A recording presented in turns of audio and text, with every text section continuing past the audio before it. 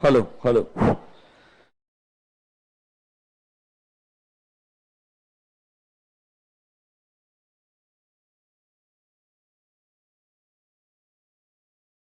Hello hello hello.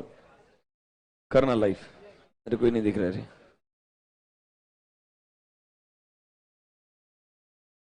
मेरे को क्यों नहीं दिख रहा? आया अभी। Hello online students, please confirm am I audible and visible to you, then will get started.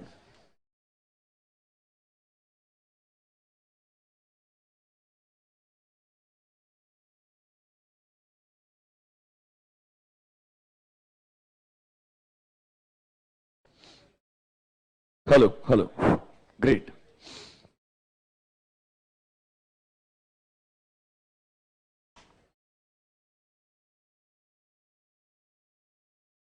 ठीक है। फाइल का नाम वगैरह डाल दिया ना?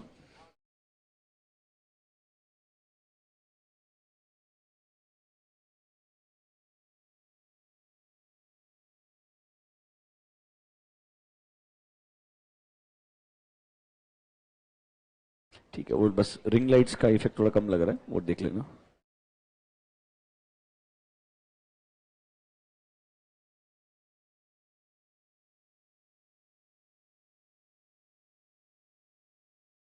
Hello hello. ठीक है, तो थोड़ा रिंग लाइट साइड में कर दे एक। हम्म। और लाइट का इंटेंसिटी इंक्रीज कर दे मेरे हिसाब से। हाँ, बराबर है। कर दे स्टार्ट। ओके, चलो can we get started guys?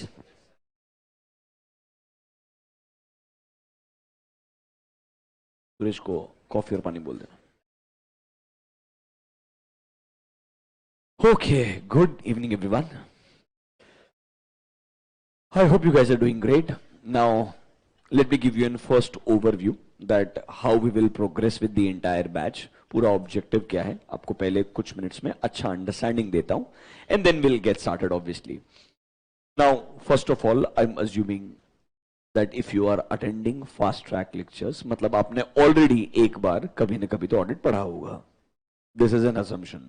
मतलब if you are thinking that you will attend for the first time and then understand directly, थोड़ा मुश्किल है because syllabus बहुत vast है. फास्ट ट्रैक में हर चीज word by word in extreme detail कवरना पॉसिबल नहीं होने वाला है. ये अजम्पशन है कि आपने एक बार एटलीस्ट सब्जेक्ट पढ़ा होगा, मे बी कोई अटेम्प्ट के लिए एग्जाम लिखा होगा, मे बी हो सकता है 6-8 महीने पहले पढ़ा होगा, मे 23 लिखा होगा, that's okay, not a problem with me, but at least एक डिसेंट अंडरस्टैंडिंग होना चाहिए, वो अपना अजम्पशन है.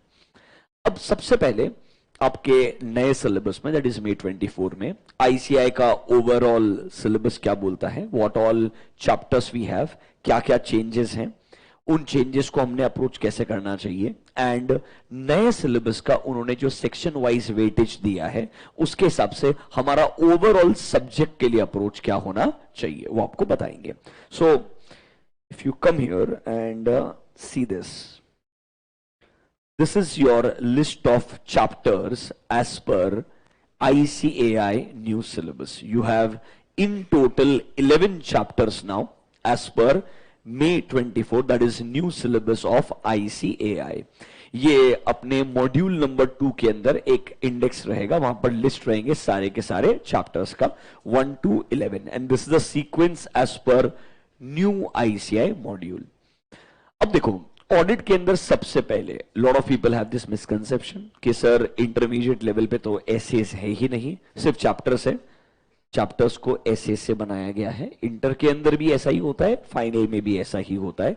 Remember, major part of auditing is always auditing standards, because वो आपको स्टैट्यूटरी ऑडिट करना सिखाएगा, बिना स्टैंडर्ड्स के वो सिखा नहीं सकता है. बट चैलेंज ये होता है, हमें पता नहीं होता है दैट कौन से चैप्टर में स्टैंडर्ड्स हैं, कहां पर हमारा स्टैंडर्ड्स वाला अप्रोच चाहिए, कहां पर स्टैंडर्ड्स नहीं है, जनरल चैप्टर है, बिकॉज दोनों के लिए अप्रोच अलग अलग होता है. In case of a standard, questions can be very tricky कि वो एक सिचुएशन देगा, समझना पड़ेगा कौन सा स्टैंडर्ड है, कैसे उसको अप्लाई करना है, वहां पर क्वेश्चन समझना मुश्किल होता है. एंड जो स्ट्रेट फॉरवर्ड चैप्टर्स होते हैं जहां आपको बोल देगा आपको पेएबल्स चेक करना है, रिसीवेबल्स चेक करना है, वो स्पेसिफिक क्वेश्चंस होते हैं। तो आपको पहले ये बाइफर्केशन पता होना चाहिए कि मेरे 11 चैप्टर्स के अंदर कौन कौन से चैप्टर्स में एसेज हैं एंड कौन से chapters are like straight forward miscellaneous category chapters, जहां पर स्टैंडर्ड्स का अंडरस्टैंडिंग काम में आएगा बट मेरे को पढ़ाई करना पड़ेगा। लिटरली चैप्टर के अंदर अलग अलग क्वेश्चन क्या पूछ सकता है और मुझे क्या आंसर देना चाहिए। तो मैं आपको उसी का एक पहले पूरा डिटेल्ड ओवरव्यू देता हूं। विदाउट अंडरस्टैंडिंग दैट रैंडमली पढ़ना शुरू करोगे, सिलेबस बहुत वास्ट है, समराइज वर्जन में भी 600 पेज है। Do you get my point? मतलब and there is no shortcut, I am telling you, because literally आप में से कुछ बच्चों ने लास्ट अटेम्प्ट का पेपर देखा भी होगा एंड उसके पहले भी अगर आप नोटिस करेंगे, it used to be a very straightforward paper once upon a time when it was very easy to, ये questions आएंगे आप उनको याद करके जाएंगे and the things were sorted. Now it's not the case.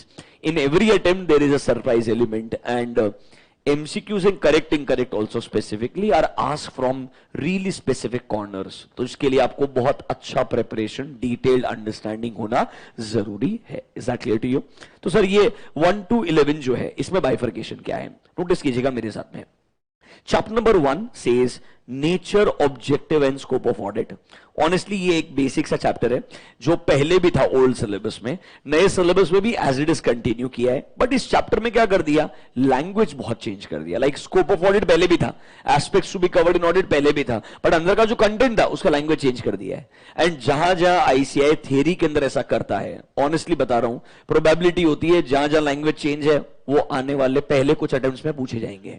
Because very high probability people will remember the old answer and there will be a different suggested answer. So chapter 1 standards as such बहुत ज्यादा नहीं है, एक ही standard जो आपका 200 है उसके अंदर से कॉन्सेप्ट होता है inherent limitations of audit। क्या होता है inherent limitations of audit, वो जरूर चैप्टर नंबर 1 में है, इसलिए मैंने एक एसेस का रेफरेंस दिया है कि इसमें जरूर एक 200 वाला एसे आएगा।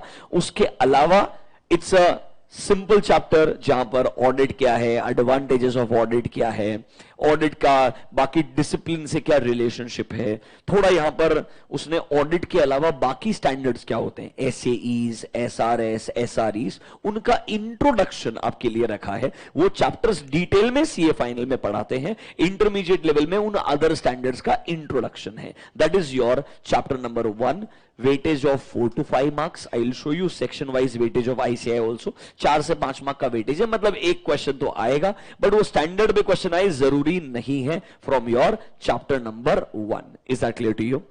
Chapter number 2, if you look at the name, audit strategy, planning and program, ये एक कोर स्टैंडर्ड है, SA 300, that name is called as audit planning. ये तीनों चीजें SA 300 में कवर होती है। पूरे चैप्टर में सिर्फ एक ही ऐसे, मतलब ये ऐसे मेरे लिए बाय डिफॉल्ट एक इंपॉर्टेंट ऐसे बन गया क्योंकि एक ऐसे के ऊपर ही चैप्टर बिल्ड किया है पूरा का पूरा, मतलब कोई ना कोई क्वेश्चन आपको डेफिनेटली देखने को मिलेगा। 300 will become a important chapter from exam point of view. Chapter number 2 रहेगा बट एक ही ऐसे को कवर किया है, 300 को बेस पकड़ा, पूरा चैप्टर बिल्ड कर दिया चैप्टर नंबर 2। देखो ओल्ड सिलेबस में ऐसे बहुत सारे चैप्टर्स थे जो इंडिविजुअल ऐसे पे थे, अभी जो नया सिलेबस है उसमें ऐसा नहीं है। उसमें लिटरली सिर्फ आपको 2 ही चैप्टर मिलेंगे जो स्पेसिफिक ऐसे के ऊपर है, बाकी चैप्टर्स में बहुत मिक्सचर कर दिया है। मतलब पहले ये भी लिस्ट बनाना आसान था, ये इंपॉर्टेंट ऐसे से पढ़ के चले जाओ, अब वो भी पॉसिबल नहीं है। मैं जब आपको सेक्शन वाइज वेटेज दिखाऊंगा, चैप्टर के अंदर मल्टीपल ऐसेज हैं और चैप्टर का जनरल वेटेज दिया हुआ है, कोई डिसाइड ही नहीं कर सकता है इस बार ये 8 ऐसे में से किस पे क्वेश्चन आएगा। वो आपको लिटरली सबके सब पढ़ के जाने पड़ेंगे। ये एक नया चैलेंज है नए सिलेबस के अंदर। सिर्फ ऐसे के अंदर भी सैंपलिंग लगाना पॉसिबल नहीं है, you have to be very very careful. Chapter number 2 there is SA 300। Chapter number 3, look at the name, risk assessment and internal control. अब इसके ऊपर 2 ऐसे हैं, that is SA 315 risk assessment वाला, 320 योर ऑडिट मटीरियलिटी, एंड एक ऐसे था जो आईसीआई हमेशा इग्नोर करते हैं, वो बोलता है ये ऐसे पढ़ाने की जरूरत नहीं है, SA 330।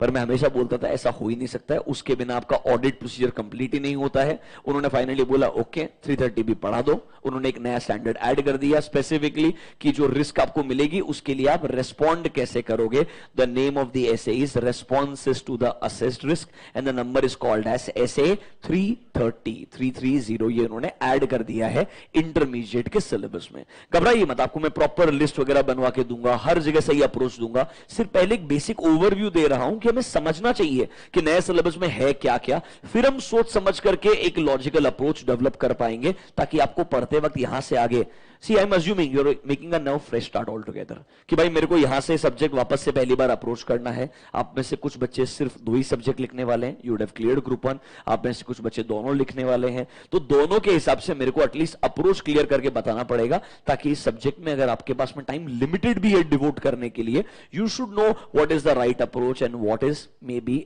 Not an inappropriate approach. Are you understanding? इसलिए आपको बता रहा हूं।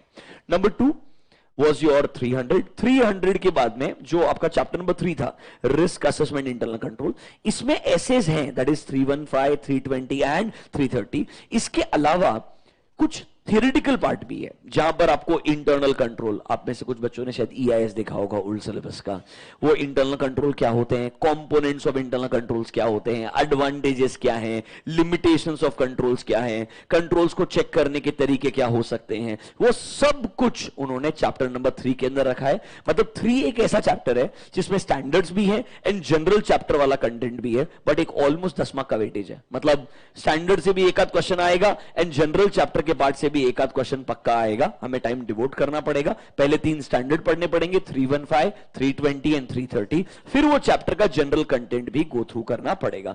बट आप में से मेजॉरिटी लोगों के लिए वो इजी होगा अगर आपने थोड़ा बहुत भी पहले कभी जिंदगी में ईआईएस पढ़ा हुआ रहेगा, तो अंडरस्टैंडिंग आपके लिए बहुत आसानी से काम में आ जाएगी। That is my chapter number 3। अब अगर मैं चैप्टर नंबर 3 की बात जाता हूं, चैप्टर नंबर 4, ये चैप्टर 4 ना हमेशा से मिसलीडिंग था। The name is audit evidence. मतलब मुझे आज तक नहीं समझा, उनको एक बेटर नाम मिला ही नहीं है, वो नाम ऑडिट एविडेंस लिखते हैं। Look at the list of SAs, 500, 501, 505, 10, 20, 30, 550, 610, सब कुछ एक चैप्टर में है। अब आपके लिए 610, 520 इक्वली इंपॉर्टेंट है। एक जमाने में ओल्ड सिलेबस में 520 पे अलग चैप्टर था, 530 पे अलग चैप्टर था, अब ऐसा नहीं है। All SAs in one single chapter और 15 मार्क का वेटेज है। मतलब 3 क्वेश्चन आएंगे, प्रिडिक्ट करना मुश्किल है कौन से एसेज पे आएंगे। There can be a question on 505 और it can be on 501 and वो हर बार वो रोटेशन चलाते जाएगा। मतलब अगर इस अटेम्प्ट में कोई 2-3 कवर किए तो अगले अटेम्प्ट में कोई और 3 कवर करेगा। पर आपके लिए तो नया सिलेबस का पहला अटेम्प्ट है, तो उसके अंदर प्रिडिक्ट करना ही बहुत मुश्किल है कि इनमें से कौन सा पिक करेगा। लिटरली कोई भी 3 या 4 ऐसे पे क्वेश्चन आ सकता है। मतलब आपको बता रहा हूं, चैलेंज ये है, इनमें से आप सैंपलिंग नहीं लगा सकते हो which one is more important, because the weightage is given for entire chapter.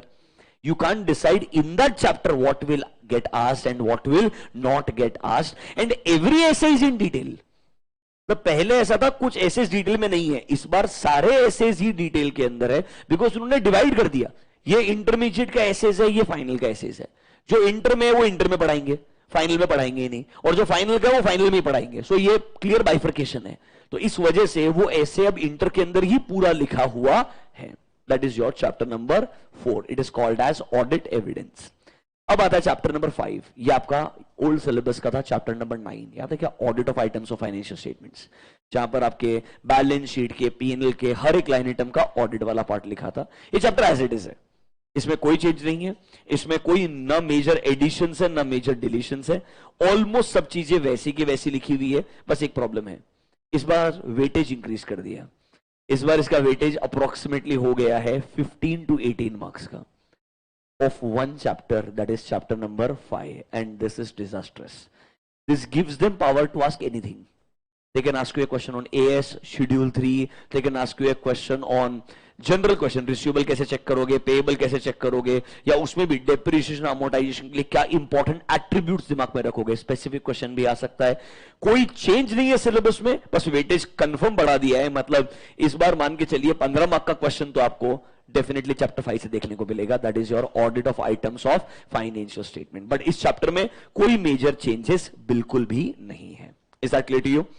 Now chapter number 6, This is a chapter which everyone will like. The name is audit documentation. Only one essay, that is essay 230. But इसका कोई independent weightage नहीं है, इसको भी उसका bundle किया है किसी और चैप्टर के साथ में. तो मतलब एक क्वेश्चन आप एक्सपेक्ट कर सकते हो 4 मार्क का फ्रॉम essay 230. मतलब अभी तक 6 चैप्टर में से सिर्फ 230 और 300 ऐसा है जो अकेले चैप्टर में है, और आप सोच सकते हो कि वहां से गारंटीड क्वेश्चन आएगा. उसके अलावा सारे एसेस पढ़ने पड़ेंगे, बट क्वेश्चन किसमें से आएगा ये आप प्रिडिक्ट नहीं कर सकते हो, बिकॉज पूरे चैप्टर के अंदर बहुत सारे मल्टीपल एसेस का मिक्सचर दिया है. अब आता है chapter number 7. The name is completion and review. इसमें उन्होंने बहुत सारे एसेस को ऐड किया है. पहले 560, 70, 80 तीन ही ऐसे हुआ करते थे. अब उन्होंने बोला 260 भी ऐड कर दो, 265 भी ऐड कर दो एंड 450 भी ऐड कर दो. 3 नए एसेस यहां पे उन्होंने ऐड कर दिए हैं एंड एकदम डिटेल में है. मतलब 260, 265, 450 तीनों के तीनों डिटेल में है और तीनों के तीनों एडिशंस है. मतलब डेफिनेटली इंपॉर्टेंट पार्ट बन जाते हैं from your exam point of view. After this comes your chapter number 8, that is called as audit report. अब ऑडिट रिपोर्ट एक अच्छा चीज है और एक बुरा चीज भी है. अच्छा चीज ये है, they've removed your company audit chapter from section 138 to 148 with 177 पूरा निकल गया है. सिर्फ एक सेक्शन बचा है 143 with section 143. आईसीआई का नया ऑडिट रिपोर्ट चैप्टर बनाने का फॉर्मूला इंटर में फाइनल में दोनों में सेम है. सुन लीजिएगा, ये chapter as it is final में आएगा थोड़ा और डिटेल के साथ में, but syllabus is almost same. 700 series, 700, 701, 705, 706, 710 5 SAs. 720 नहीं है इंटर में, फाइनल के अंदर रखा है. CARO 2020 all clauses inter, all clauses final. Section 143 all subsections inter, all subsections final. मतलब ऑलमोस्ट चैप्टर का वेटेज कॉमन है. Are you understanding this? मतलब ऑडिट रिपोर्ट में एसेस आने चाहिए, कारो के क्लॉजेस आने चाहिए एंड 143 आना चाहिए. 10 मार्क का वेटेज एक चैप्टर का है, that is audit report. Standards plus कारो दोनों इक्वली इंपॉर्टेंट है और एक ही सेक्शन ऑडिट में अब पूछने लायक बचा है, वो 143 बचा है. मतलब पहली बार 143 पे क्वेश्चन आएगा. अभी तक आईसीआई नॉर्मली 139, 140 में बिजी था क्वेश्चन पूछने के अंदर. 143 न तो आपको ज्यादा स्ट्रेस लेने की जरूरत थी, ना आईसीआई को स्ट्रेस थी. 100% क्वेश्चन आना चाहिए इस बार 143 से in your audit exam, that is intermediate और फाइनल दोनों के लिए सेम है. This is your audit report. Audit report में नया क्या है सर? नया कुछ भी नहीं है, एक स्टैंडर्ड ऐड किया है. Can you see word S 600? 600 अगर आपने सुना होगा, using the work of other auditor, क्योंकि 143 में एक ब्रांच ऑडिट करके सबसेक्शन है. 143 सबसेक्शन 8 एक ब्रांच ऑडिट करके सबसेक्शन है. उस वजह से उन्होंने ब्रांच ऑडिट से रिलेटेड ऐसे भी लिख दिया. वो ऐसे है ऐसे 600 जो उन्होंने एज इट इज कंट्रोल से कंट्रोल भी करके ऑडिट रिपोर्ट चैप्टर में चिपका दिया. Are you understanding as of now? समझ तो रहा है ना मैं जो बोल रहा हूं? पक्का. फिर आता चैप्टर नंबर 9. ये चैप्टर वापस एज इट इज सेम है, कोई मेजर चेंज नहीं है इसके अंदर. Audit of a cooperative society, audit of a local body, hotel, hospital, NPO, याद रहेगा ना आपको. सिर्फ इसमें एक चीज ऐड किया है, audit of trust and your educational society. समझ लीजिए, मतलब सोसाइटीज ऐड कर दिया है. ये चीज एक छोटा सा एडिशन है, 4-5 पेज का है, कुछ ग्रेट नहीं है. ये एक अमेंडमेंट है एज सच, तो हम आपको बता देंगे डिटेल के अंदर. यहां पर आप एक्सपेक्ट कर सकते हो पहले अटेम्प्ट में क्वेश्चन आएगा. इस चैप्टर का वेटेज भी लगभग 15 मार्क का हो गया है अभी. मतलब मिसलिनियस चैप्टर्स में 2 major chapter, chapter number 9 and chapter number 5, ये दोनों ऑलमोस्ट 30 से 35 मार्क के हो गए.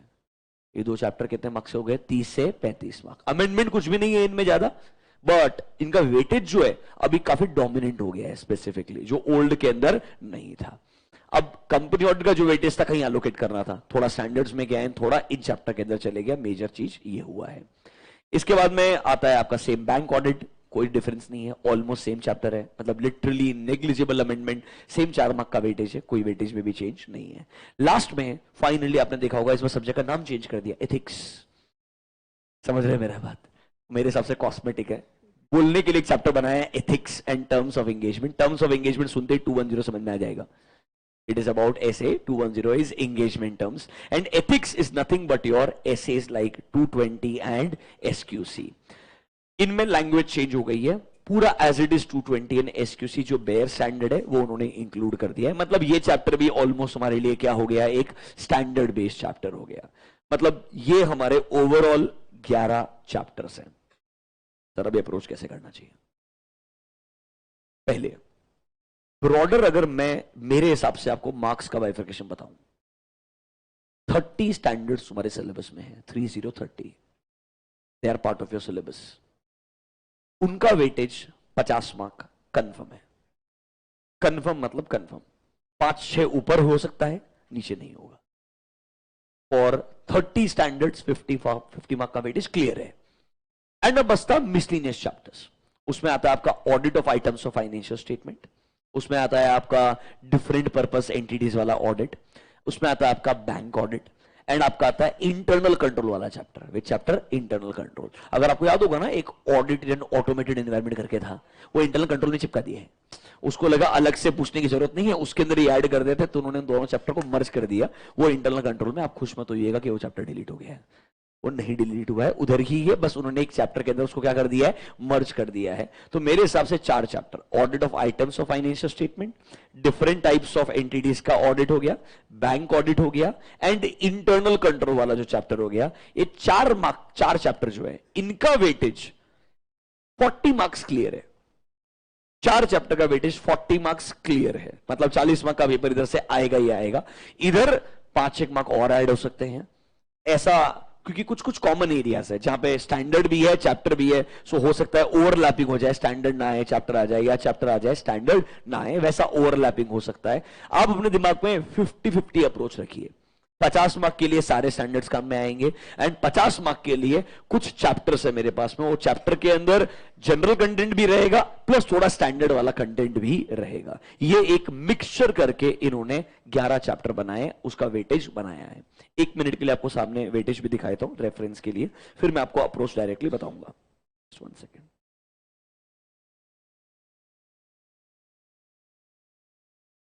थिंक मैंने सेक्शन वाइज वेटेज में निकाल के रखा है, जस्ट 1 सेकेंड।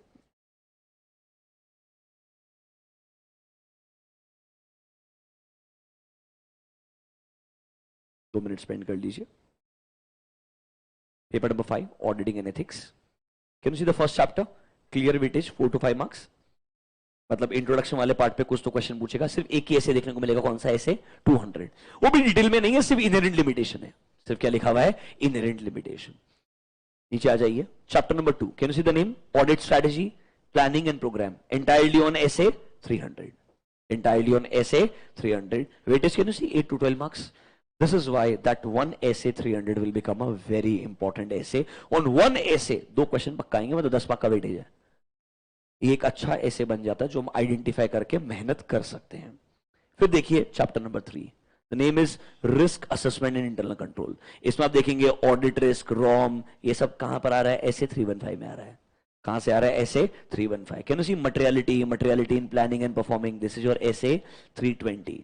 इसके बाद जनरल इंटरनल कंट्रोल वाला पार्ट आ जाएगा कि नॉर्मली आपके 320 के बाद में इंटरनल कंट्रोल क्या होता है, कंट्रोल को इवैल्यूएट कैसे करते हैं, डिजिटल ऑडिट वाला पार्ट आ जाएगा आपका, that is audit in an automated environment. And last में can you see SA 330, responses to the assessed risk. पूरा चैप्टर 3 प्लस 1 मोर चैप्टर, दोनों मिला के वेटेज दिख रहा है क्या? 8 to 12 मार्क्स। मतलब लिटरली अगर सोचेंगे तो बच्चा सोचेगा 2 अच्छा है, एक ही ऐसे है और सेम वेटेज है। You are understanding my point? 3 के अंदर 3 स्टैंडर्ड भी है, जनरल चैप्टर भी है, डिजिटल ऑडिट भी है, सब मिलाकर के वही वेटेज है 8 से 12 मार्क का। मतलब आई डोंट नो समटाइम्स कैसे वो डिवाइड करते हैं, कंफ्यूज हो जाता है, मेरे को ऐसा लगता है। Do they follow this? I believe so. In general मैंने जो चेक किया है, ऐसा जनरली इसके अराउंड ही होता है, कोई मेजर वेरिएंस नहीं होता है। वो खुद नीचे नोट भी लिखते हैं इसके अराउंड कि there can be a little bit of variance, not much. उन्होंने डिस्क्लेमर भी दिया है, I will show you. Then comes your chapter number 4, this is the worst, audit evidence. इसमें तो बहुत सारे एसेज है, मैंने आपको लिस्ट दिया। वेटेज कितना दिख रहा है? 12 to 18, 15 मार्क का वेटेज पकड़ लो। इसमें सारे ऑडिट एविडेंस वाले एसेज प्लस डॉक्यूमेंटेशन भी आता है। तो अलॉन्ग विथ 230 कम से कम 8 एक नए एसेज रहेंगे, जो सब मिलाकर के कितने होने वाले हैं? अप्रोक्सीमेटली 15 मार्क के लिए। So this is a pure SA based 2 chapters जिनके ऊपर आपका 15 मार्क का वेटेज रहेगा। Completion and review all SAs once again. इसमें 560, 70, 80, 260, 265, 450, वेटेज 8 to 10 मार्क्स अगेन। मतलब ऐसा लग रहा है ना कि ऑलमोस्ट एसेज चल रहा है। 10 मार्क, इसके ऊपर वाला 15 मार्क, 25 मार्क, उसके ऊपर वाला 10 मार्क, 35 मार्क्स। इसीलिए बोल रहा हूं 50 मार्क क्लियर एसेस है, there is no doubt about this. After that if you go to 9 and 10, can you see 12 to 18, मतलब 15 मार्क इधर आएगा ही आएगा। दो चैप्टर कौन कौन से? Special purpose entities, bank audit, बराबर है। एंड आपका चैप्टर नंबर 5 जो था वो 12 मार्क का ऑलरेडी था। 12 to 18 this chapter number 5, 15 + 15 30 mark हो गया इन 3 chapters. Audit of items of financial statements, bank audit and your special purpose entities, 30 mark clear chapters हो गए। लास्ट में आपको मिलेगा एथिक्स वाला part, again weightage 8 to 10 marks. Finally कुछ एसेस 220 इन SQC पे पक्का क्वेश्चंस देखने को आपको मिलेंगे। ये उनका बाइफर्केशन है ओवरऑल लेवल पे। सर हमने क्या करने का बताओ डायरेक्टली, सीधा सीधा बात। देखो पहले शुरुआत करेंगे स्टैंडर्ड्स के साथ में, जो हमारे मेजर 30 स्टैंडर्ड्स हैं, will try to cover all of them. जो नए स्टैंडर्ड्स हैं जो पहली बार आए हैं उनको डिटेल में कवर करेंगे, एंड जो स्टैंडर्ड सेम है, जैसे 210 सेम है, 700 सेम है, 701, 705, 706, major SAs are same. 6 SAs are new and 6 SAs are दोस्त जिनके अंदर कंटेंट चेंज हो गया है, तो वो 12 में दिमाग मेरे को लगाने का है। बचा हुआ 18 ओल्ड पैटर्न जैसा ही है पूरा का पूरा, फोकस उस पर चेंज करना है क्वेश्चन पॉइंट ऑफ व्यू से। बाकी वो 30 स्टैंडर्ड्स हमने पहले गो थ्रू करने चाहिए। After that will go to chapters. In chapters we have to focus on audit of items of financial statement, your special purpose entities and your bank audit. ये 3 major cover हो गया, तुम्हारा 30 mark cover हो गया। ये हमारा overall sequence के अंदर अप्रोच रहना चाहिए। पहले हम स्टैंडर्ड्स के साथ शुरुआत करेंगे, उसमें भी कुछ ऐसे स्टैंडर्ड्स की आपको धीरे धीरे थोड़ा रिकलेक्ट करने में हेल्प मिले। डायरेक्टली नया 610 शुरू करूंगा, पहले दिन ही बाउंसर जाएगा, मुश्किल हो जाएगा। तो first few sessions, maybe 5 to 7 sessions, will cover the old essays which are still relevant, but you know there is no major change. We'll try to cover them first, then we'll add new standards धीरे धीरे एक एक करके। Is that clear to you? पहला approximately मेरे को लगता है 25 to 30 hours maybe on standards, bare minimum, क्योंकि आपका 50 मार्क का वेटेज है, 30 स्टैंडर्ड्स है, मतलब अगर मैं 1 घंटा भी एक को अलोकेट करूंगा तो भी 30 hours हो जाएगा। If I try to cover everything, I hope you understand, because weightage is, you know, split. तो डिफाइन करना मुश्किल है कौन सा ऐसे छोड़ना चाहिए और कौन सा नहीं छोड़ना चाहिए। We'll try to cover all. That is the ideal strategy. After that, we'll go to chapters. Chapter के अंदर भी आपको 20-25 घंटा लगना चाहिए, तो मेरे हिसाब से लगभग 50 to 60 hours we should be able to finish the major part. Can we get started? पक्का शुरुआत करें? चलिए, let's go. कहां से शुरुआत करें? अभी मैंने आपको क्लैरिफाई पूरा कर दिया है कौन कौन से क्या क्या स्टैंडर्ड्स है। तो अभी विच standard is part of which chapter, ये मैं दिमाग नहीं लगाने वाला हूं। Is that fine? मेरे को आपको 30 के 30 स्टैंडर्ड पढ़ाने हैं, सिंपल सा लॉजिक है, वो सबके सब सिलेबस के अंदर है, किसी से भी कोई भी क्वेश्चन आ सकता है। एक की स्टैंडर्ड अलग है जो 300 है, वो बहुत ज्यादा डिटेल में पढ़ना पड़ेगा, मैं बता रहा हूं। उसके अलावा बाकी हर स्टैंडर्ड का अलग से वेटेज निकालना पॉसिबल ही नहीं है, तो दिमाग लगाना ही मत किस चैप्टर से कौन सा स्टैंडर्ड आ रहा है। हम पूरा फोकस पहले कुछ दिन तक किस पे करेंगे, सिर्फ स्टैंडर्ड्स ऑन ऑडिटिंग पे करेंगे। नाउ आई बिलीव ऑलवेज कि आप शुरुआत हमेशा रिपोर्टिंग सीरीज से करें।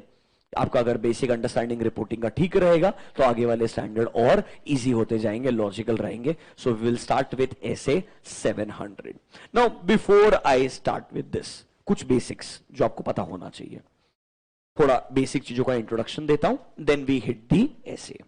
सबसे पहले when we talk about audit, हम बात कर रहे हैं कौन से ऑडिट के बारे में, फाइनेंशियल स्टेटमेंट ऑडिट के बारे में। किसके बारे में बात कर रहे हैं? फाइनेंशियल स्टेटमेंट ऑडिट, जिसको हम दूसरे शब्दों में एक्सटर्नल ऑडिट बोल सकते हैं। क्या बोल सकते हैं? External audit. अलग अलग नाम है, फाइनेंशियल स्टेटमेंट ऑडिट बोल दो, एक्सटर्नल ऑडिट बोल दो, स्टैट्यूटरी ऑडिट बोल दो। हमारा जो मेजर सिलेबस है वो एक्सटर्नल ऑडिट और स्टैट्यूटरी ऑडिट के अराउंड ही है। इंटरनल ऑडिट का थोड़ा सा इंट्रोडक्शन है, बाकी कोई भी दूसरा ऑडिट, टैक्स ऑडिट हो गया, सेक्रेटरी ऑडिट हो गया, कॉस्ट ऑडिट हो गया, वो आपके सिलेबस में नहीं है। Your entire syllabus is around statutory audit. अच्छा, ये स्टैट्यूटरी ऑडिट में आप क्या करने वाले हो? फाइनेंशियल स्टेटमेंट्स चेक करने वाले हो। क्या चेक करने वाले हो? Financial statements. अभी sir, who is responsible to prepare financial statements? Management. ये क्लियर होना चाहिए, कंपनी का मैनेजमेंट रिस्पॉन्सिबल है to prepare the financial statements. आप एज अ ऑडिटर उन्हें एग्जामिन करेंगे एंड एग्जामिन करने के बाद क्या देंगे? अपना ओपिनियन देंगे। तो remember, auditor is not responsible to prepare financial statements, management is responsible to prepare the financial statements. Auditor उन्हें एग्जामिन करके क्या देगा?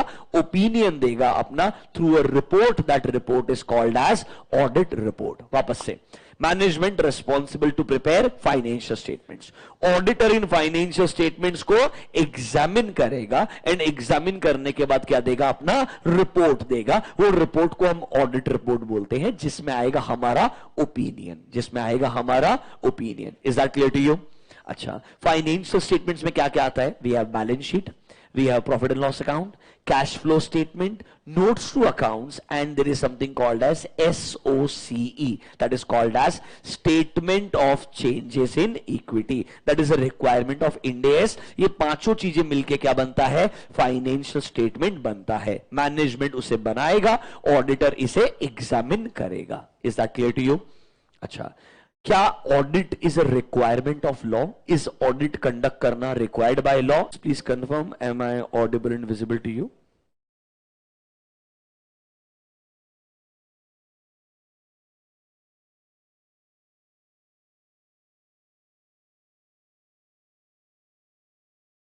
Online students, please confirm, am I audible and visible to you?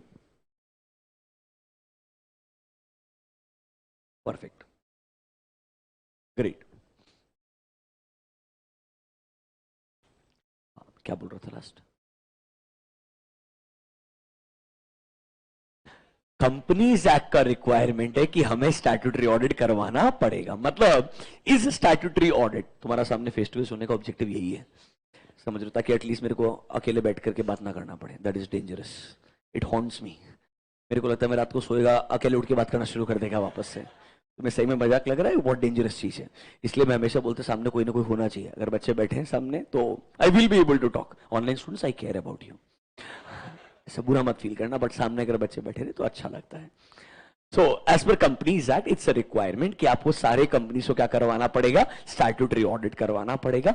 It is not applicable for everyone, but it is applicable for all the companies. It is applicable for all the companies. आगे आपको बताएंगे partnership firm के case में क्या होगा, LLP में क्या होगा, कोऑपरेटिव सोसाइटी के केस में क्या होना चाहिए. We will talk about all that. अभी के लिए हमारा स्टैंडर्ड्स के लिए पूरा डिस्कशन किसके ऊपर होगा? एक कंपनी पे होगा. कंपनी के लिए एज पर कंपनीज एक्ट हमें क्या करना चाहिए? स्टैट्यूटरी ऑडिट करना ही चाहिए. It's a requirement of law. Is that clear to you? थोड़ा बहुत अगर आपको याद रहेगा, ऑडिटर का अपॉइंटमेंट, रिमूवल, ऑडिटर के पावर्स एंड ड्यूटीज, सब कुछ कहां दिए हैं? कंपनीज एक्ट में दिए हैं. आपको लॉ में सेक्शंस पढ़ाए होंगे 139 से लेकर के 147 तक. Do you able to recall that? वो सब कुछ स्टैट्यूटरी ऑडिटर के अराउंड है. ये सारी रिक्वायरमेंट्स कहां से आ रही है? कंपनीज एक्ट से आ रही है. आई शुड नो दिस. तो मतलब ऑडिट रिपोर्ट में बहुत जगह पे कंपनीज एक्ट का रेफरेंस आ सकता है, क्योंकि ये ऑडिट का रिक्वायरमेंट ही कहां से आ रहा है? कंपनीज एक्ट से आ रहा है. इसलिए ऑब्वियसली हमारे रिपोर्ट में कंपनीज एक्ट का रेफरेंस होता है. Is that clear to you? वापस से, सर अभी तक ब्रॉडर लेवल पे फाइनेंशियल स्टेटमेंट ऑडिट क्या था आपने वो समझाया. Who is responsible to prepare financial statement ये बताया. एक चीज और याद रखिएगा, there is something called as users of financial statement. So we have management, we have users of financial statements, and we have auditor. Can I say they are responsible to prepare financial statements? They are my users. Do you remember the users of financial statements? Users are my management, my banking companies जिन्होंने हमको loan वगैरह दिया होगा. Government एक user है. Employ can be a user. Your potential investor can be a user. अब ये users के पॉइंट ऑफ व्यू से एक ऑडिटर एग्जिस्ट करता है। मतलब जब भी आप ऑडिट के दौरान ऐसे पढ़ेंगे, ध्यान रखिएगा, we always keep in mind that हम ऑडिट कर रहे हैं किसके पॉइंट ऑफ व्यू से, यूजर्स के पॉइंट ऑफ व्यू से। और यूजर में भी ना मेजर फोकस हमेशा मेंबर्स होते हैं। क्या होते हैं? हमेशा मेंबर्स होते हैं। That is my shareholders, because my report is address to whom, to the members. हम शेयर होल्डर्स या मेंबर्स को ही रिपोर्ट बना करके देते हैं। और आपको मालूम रहेगा नॉर्मली एक कंपनी के अंदर ऑडिटर का अपॉइंटमेंट भी लास्ट लेवल पे कौन करता है? मेंबर्स करते हैं। So that is why we can say हमारे लिए out of all the users the major focus is on my members. Is that clear to you?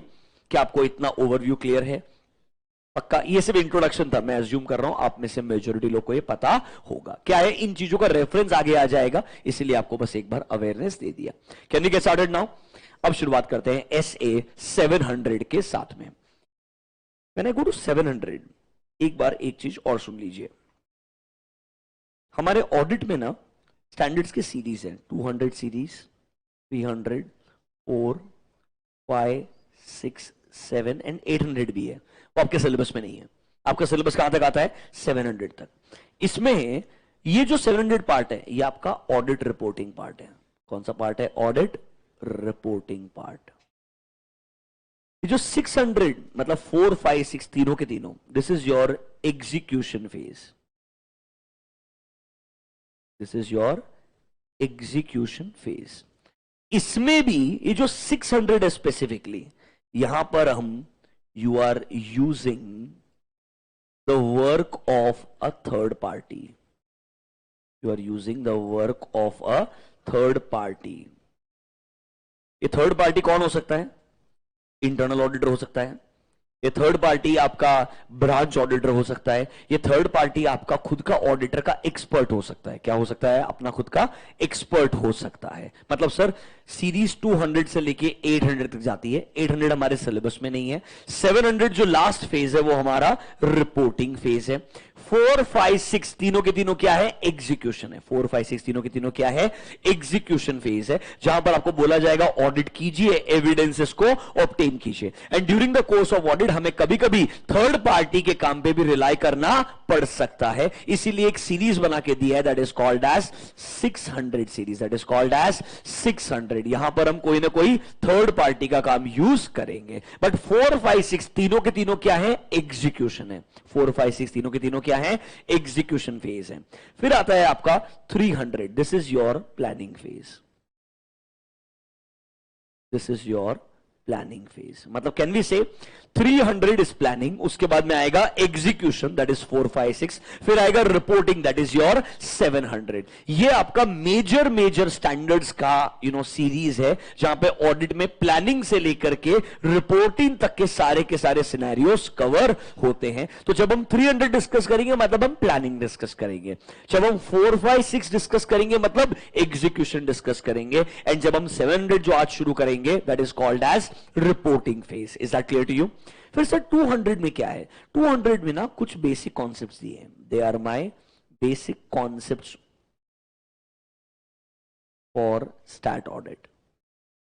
मतलब यहां पर आपको बताएंगे डॉक्यूमेंटेशन क्या होता है, नॉर्मली आपका ऑब्जेक्टिव क्या होता है, एंगेजमेंट टर्म्स क्या होते हैं। वो जो बेसिक कॉन्सेप्ट से कहां आते हैं? 200 सीरीज में आते हैं। It will include my engagement terms, my objective as a auditor, मेरा फ्रॉड की रिगार्डिंग रिस्पॉन्सिबिलिटी क्या है। बट वो फ्रॉड वाला ऐसे आपके सिलेबस से कंप्लीटली स्क्रैप कर दिया है। Now that is part of CA final syllabus. वो आपको इंटर में पढ़ने का जरूरत नहीं है, कंप्लीटली स्क्रैप हो चुका है। मतलब बेसिक कॉन्सेप्ट्स 200 में है, प्लानिंग का पूरा पार्ट 300 में आएगा। 4, 5, 6 is my execution and reporting is my 700। ऐसे 200 से लेके 700 तक आपका सीरीज बना करके दिया है। 800 कुछ अलग पर्पस के ही ऑडिट्स हैं, जो पूरा का पूरा CA फाइनल में एक चैप्टर बन के आएगा। Is that overview clear to you? अब हम कहां से शुरुआत कर रहे हैं? रिपोर्टिंग से शुरुआत कर रहे हैं। कहां से शुरुआत कर रहे हैं? रिपोर्टिंग से। अब सर रिपोर्टिंग में हमें क्या क्या पता होना चाहिए? सबसे पहले टाइप्स ऑफ ओपिनियन क्या क्या होते हैं। सबसे पहले क्या पता होना चाहिए? Types of opinion. अच्छा बच्चों, मैं फास्ट ट्रैक बैच के अंदर ऑनेस्टली कुछ आपको लिखवाने वाला नहीं हूं, because that will be lot of wastage of time. My assumption is, ये आपने कभी न कभी ऑलरेडी सुना है, आपके पास बुक्स हैं, नोटबुक्स रहेंगे, कहीं ना कहीं आपने लिखा हुआ रहेगा। अगर आप में से किसी को एक्चुअली में लेट्स से लिखे हुए नोट्स चाहिए भी, मैंने एक बच्चे का जेरोक्स भी लिखे रखा है इस बैच का, उसको मैं स्कैन भी करवा दूंगा और अपलोड कर दूंगा, आप वो रेफर कर लेना। स्पेलिंग मिस्टेक्स ऑब्वियसली उस बच्चे से हो सकती है, आप अपने हिसाब से ठीक करें ना करें, that's your decision, whether can be which whether you know, तो वो हो सकता है। I will share that with you in case you want to refer, आपको अगर करना है तो I get it done in a day, mostly by Monday morning I post it, ठीक है, वो आपको रेफरेंस के लिए बता रहा हूं। अदर देन दैट मैं नहीं लिखवा सकता, अगर बहुत लिखाऊंगा तो आपको 600 पेज में फास्ट ट्रैक में खत्म ही नहीं कर सकता हूं। मेरा ऑब्जेक्टिव है ज्यादा से ज्यादा चीजें आपको क्लियर हो जाए, आपको समझ जाए इधर क्या क्वेश्चन आएगा, मुझे क्या आंसर लिखना है। मैं ट्राई करूंगा नए सिलेबस से कुछ क्वेश्चंस डिस्कस करूं, लेट्स से 4-5 ऐसे हो गए, उससे रिलेटेड आईसीआई के नए मॉड्यूल में जो क्वेश्चंस आए हम उधर ज्यादा टाइम इन्वेस्ट करें, कुछ एमसीक्यू क्वेश्चन भी सॉल्व कर लें, कुछ करेक्टिंग करें, मतलब more of your engagement regarding teaching. मतलब I am not going to do the writing वाला पार्ट यहां पे, क्योंकि that is not going to add value, वो आप खुद भी कर सकते हो। मुझे लगता है आप करंट सिचुएशन में जहां पर हो, आपको एक्सपेक्टेशन रहेगा मुझे कंटेंट मिल जाए, तो मेरा एक्सपेक्टेशन भी हुआ कि मैं कंटेंट दे दूं। Is that clear to you? तो सर 700 में हमारा फोकस क्या होगा? सबसे पहले नंबर 1, हमारे ओपिनियन के टाइप कितने होते हैं और नॉर्मली कौन सा ओपिनियन कब आता है ये हमें पता होना चाहिए। फिर हमारे ऑडिट रिपोर्ट का फॉर्मेट क्या होता है, दो ही चीजें जो 700 में फोकस्ड है। Number 1 types of opinion and number 2 my content of audit report. दो ही चीजों पे पूरा 700 बिल्ड करके दिया है। सबसे पहले आपसे क्वेश्चन पूछता हूं, do you remember how many types of opinion do we have? Do you remember that? How many types of opinion do we have? 2 और 4? 2। कौन कौन सा?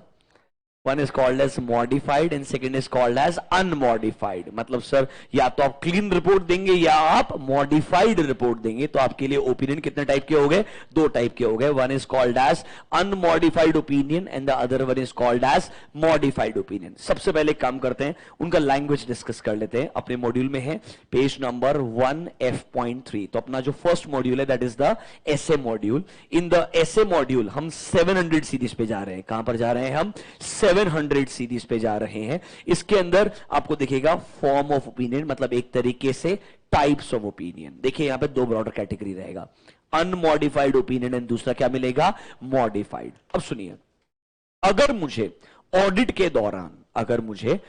के दौरान sufficient and appropriate audit evidences मिल जाते हैं, क्या मिल जाते हैं? Sufficient and appropriate audit evidences मिल जाते हैं, एंड मैं ये कंक्लूड करता हूं that financial statements are free from material misstatements. They are free from material misstatements, मतलब कोई मटीरियल मिसस्टेटमेंट्स नहीं है। What is material misstatement also बताऊंगा, 320 एक ऐसे है वहां पर। अभी के लिए if I conclude as a auditor, मुझे एविडेंसेस मिले हैं, इनके बेसिस पे मुझे लगता है financial statements are free from material misstatements, मतलब कोई मेजर गलती है मुझे लगती नहीं है। Can I give a clean opinion in this case? Yes, this clean opinion is also called as unmodified opinion. This is also called as unmodified opinion. Sir why the word unmodified? क्योंकि एक standard audit report का format है जो आपको पढ़ाएंगे अभी।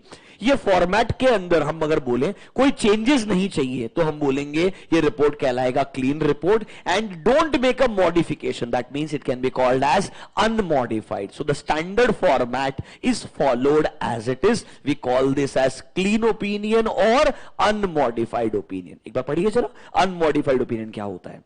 Sir auditor shall express an unmodified opinion जब वो कंक्लूड करता है that financial statements are prepared in all material respects in accordance with applicable FRF। अब sir what is applicable FRF? सुनिए,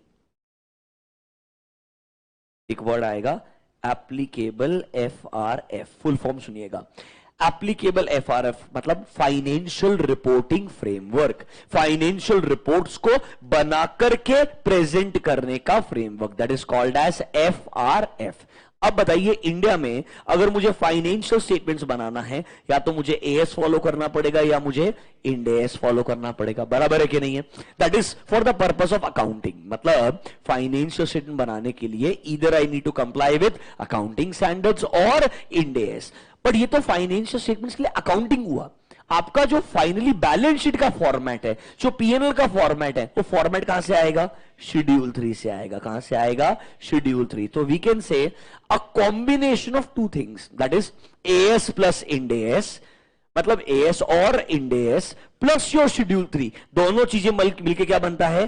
एप्लीकेबल एफआरएफ बनता है। क्या बनता है? Applicable FRF. मतलब अगर आपने फाइनेंशियल स्टेटमेंट्स बनाते वक्त एएस या इंड एस जो भी एप्लीकेबल है उनका कंप्लायंस किया है, एंड शेड्यूल 3 के हिसाब से क्या बनाया है? बैलेंस शीट एंड पीएनएल का फॉर्मेट बनाया है, वैसे डिस्क्लोजर दिया है, तो हम बोलेंगे your financial statements are prepared as per applicable FRF. मतलब कोई गलतियां नहीं है। तो कहना इसे इस केस में क्लीन ओपिनियन दे सकता हूं मैं? हां। मतलब इनडायरेक्टली मैं बोल रहा हूं there are no material misstatement, so I can give a clean opinion. Clean opinion can also be called as unmodified opinion, can also be called as unmodified opinion. अब normally वो ये नहीं पूछता है कि unmodified कब आता है, क्योंकि ट्रिकी पार्ट है मॉडिफिकेशन, तो वो उल्टा पूछता है मॉडिफिकेशन कब आना चाहिए। सो एग्जाम में क्वेश्चन अनमॉडिफाइड डिफाइन करना नहीं आएगा, एग्जाम में क्वेश्चन क्या आएगा? मॉडिफिकेशन कब आता है। That is where a challenging question can be asked. अभी के लिए ओपिनियन दो टाइप के, कौन कौन सा?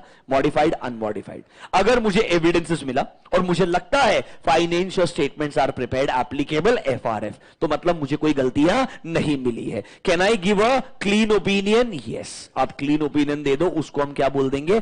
अनमॉडिफाइड भी बोल देंगे। अगर लगता है कुछ गलतियां हैं तो हमें क्या देना पड़ेगा? मॉडिफिकेशन देना पड़ेगा। क्या आपको बेसिक डिफरेंस क्लियर है? You understand what is unmodified and what is modified? Modified पे जाएंगे, डिटेल में डिस्कशन करेंगे। अभी एक बेसिक ओवरव्यू दिया है, what are two different types of opinion। अब सुनिए मेरा बात, इधर ही आपसे एक्सप्लेनेशन के अंदर एक चीज और एक्सप्लेन करता हूं। There is something called as misstatement. Now what is misstatement and when does this misstatement becomes material? इधर ही एक्सप्लेन करता हूं, सुन लीजिएगा मेरा बात। मिसस्टेटमेंट क्या होता है? जो मेरा एएस बोलता है आपने ऐसा करना चाहिए, और जो एक्चुअल फाइनेंशियल स्टेटमेंट को बनाते वक्त आपने किया है, अगर मैं बोलता हूं दोनों में वेसेस, अगर मैं ऐसा नहीं करता है, can I call that as a misstatement? Yes. Misstatement मतलब समथिंग रॉन्गली स्टेटेड, मतलब समथिंग रॉन्गली स्टेटेड, गलत तरीके से आपने उसे रिकॉर्ड किया है। क्या गलत हो सकता है? जो एएस बोला मैंने वो नहीं किया, जैसा डिस्क्लोजर देना चाहिए था मैंने वैसा डिस्क्लोजर नहीं दिया। फॉर एग्जाम्पल, आपने किसी को लोन दिया है, आपने किसी को लोन दिया है, पर उसको डिस्क्लोज किया है एज अ डिपॉजिट, डिस्क्लोज किया एज अ डिपॉजिट। कंपनी हूं, I have given loan to someone, when I give loan should I receive interest? Should I receive interest? But अगर मैं बोलता हूं मैंने लोन दिया है बट मेरे को इंटरेस्ट बुक्स में रिकॉर्ड ही नहीं करना है, तो मैं क्या करता हूं? I show this loan as a refundable deposit. I show this loan as a refundable deposit. Land लिया होगा, उसके आगे से अग्रीमेंट होता है, अग्रीमेंट के अंदर आपको डिपॉजिट देना होता है, बराबर है कि नहीं? आपने वो डिपॉजिट दिखा दिया, इससे क्या होगा? बुक्स में उस डिपॉजिट पे इंटरेस्ट ही नहीं आएगा, क्योंकि आपको वो इंटरेस्ट इनकम अवॉइड करना होगा। Suppression of cash receipts. कहना इसे आप रॉन्ग क्लासिफिकेशन कर सकते हो। दोनों केस में पैसा ही दिया है ना, एक में आप बोल रहे हो लोन दिया, एक में बोल रहे हो एडवांस दिया है। डिफरेंस क्या है? अकाउंटिंग के अंदर डिफरेंस है, क्लासिफिकेशन में डिफरेंस है। एक जगह पे इंटरेस्ट आएगा, दूसरी जगह पे इंटरेस्ट शायद नहीं आएगा। तो कहना इसे wrong classification is also a misstatement. या तो अकाउंटिंग गलत कर दो, क्लासिफिकेशन गलत कर दो, डिस्क्लोजर गलत कर दो, कोई भी ऐसी गलती वो नॉर्मली क्या कहलाएगी? मिसस्टेटमेंट कहलाएगी। क्या कहलाएगी? मिसस्टेटमेंट। सर ये मिसस्टेटमेंट मटीरियल कब होता है? जब ऑडिटर को लगता है मैं किसके लिए एग्जिस्ट करता हूं? यूजर्स के लिए। मैं किसके लिए एग्जिस्ट करता हूं? यूजर्स। अगर ये गलती मेरे यूजर्स को इंपैक्ट करेगी, मेरे यूजर्स को इंफ्लुएंस करेगी, तो ये गलती मेरे लिए क्या बन जाएगी? मटीरियल मिसस्टेटमेंट बन जाएगी। Is the meaning of material misstatement clear to you? ये किस पे डिपेंडेंट है? ऑडिटर के जजमेंट पे डिपेंडेंट है। पर सर उससे पहले गलती ढूंढनी पड़ेगी, फिर डिसाइड करना पड़ेगा ये मटीरियल है या नहीं। Is that clear to you? अभी के लिए ये आपको वापस से बताया, क्योंकि ये दोनों वर्ड्स आगे डेफिनेशंस में काम में आएंगे। अब आइए रीड कीजिए मेरे साथ में, what is a modified opinion. देखिए, auditor shall modify the opinion in his report in accordance with SA 705। एक ऐसे अलग से बनाया है, नॉर्मली दो सर्कमस्टेंसेस के अंदर 705 आता है, मतलब मॉडिफिकेशन आता है। जब आप कंक्लूड करते हो based on audit evidences that financial statements as a whole are not free, मतलब फाइनेंशियल स्टेटमेंट्स में क्या है? मटीरियल मिसस्टेटमेंट्स हैं। अगर वो फ्री होते तो क्लीन ओपिनियन आता। तो can I say if they were free I will give a clean opinion, if they are not free from material misstatement I will give a modified. मतलब clean और modified का difference समझ में आया क्या? Clean और मॉडिफाइड का difference समझ में आया क्या? One second.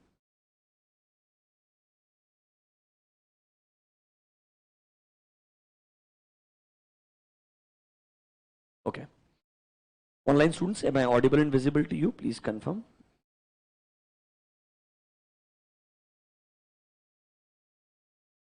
Great. Now sir, there is another point, point number B. ये थोड़ा ट्रिकी है। Point number A is easy, हमने एविडेंस ऑब्टेन किया, मुझे लगता है ये मटेरियल मिसस्टेटमेंट्स है और हमने कंक्लूड कर दिया, मॉडिफिकेशन दे दो। रीड पॉइंट नंबर बी क्या बोलता है। इस बार हमें ऑडिट एविडेंस ही नहीं मिल रहा है। क्या नहीं मिल रहा है?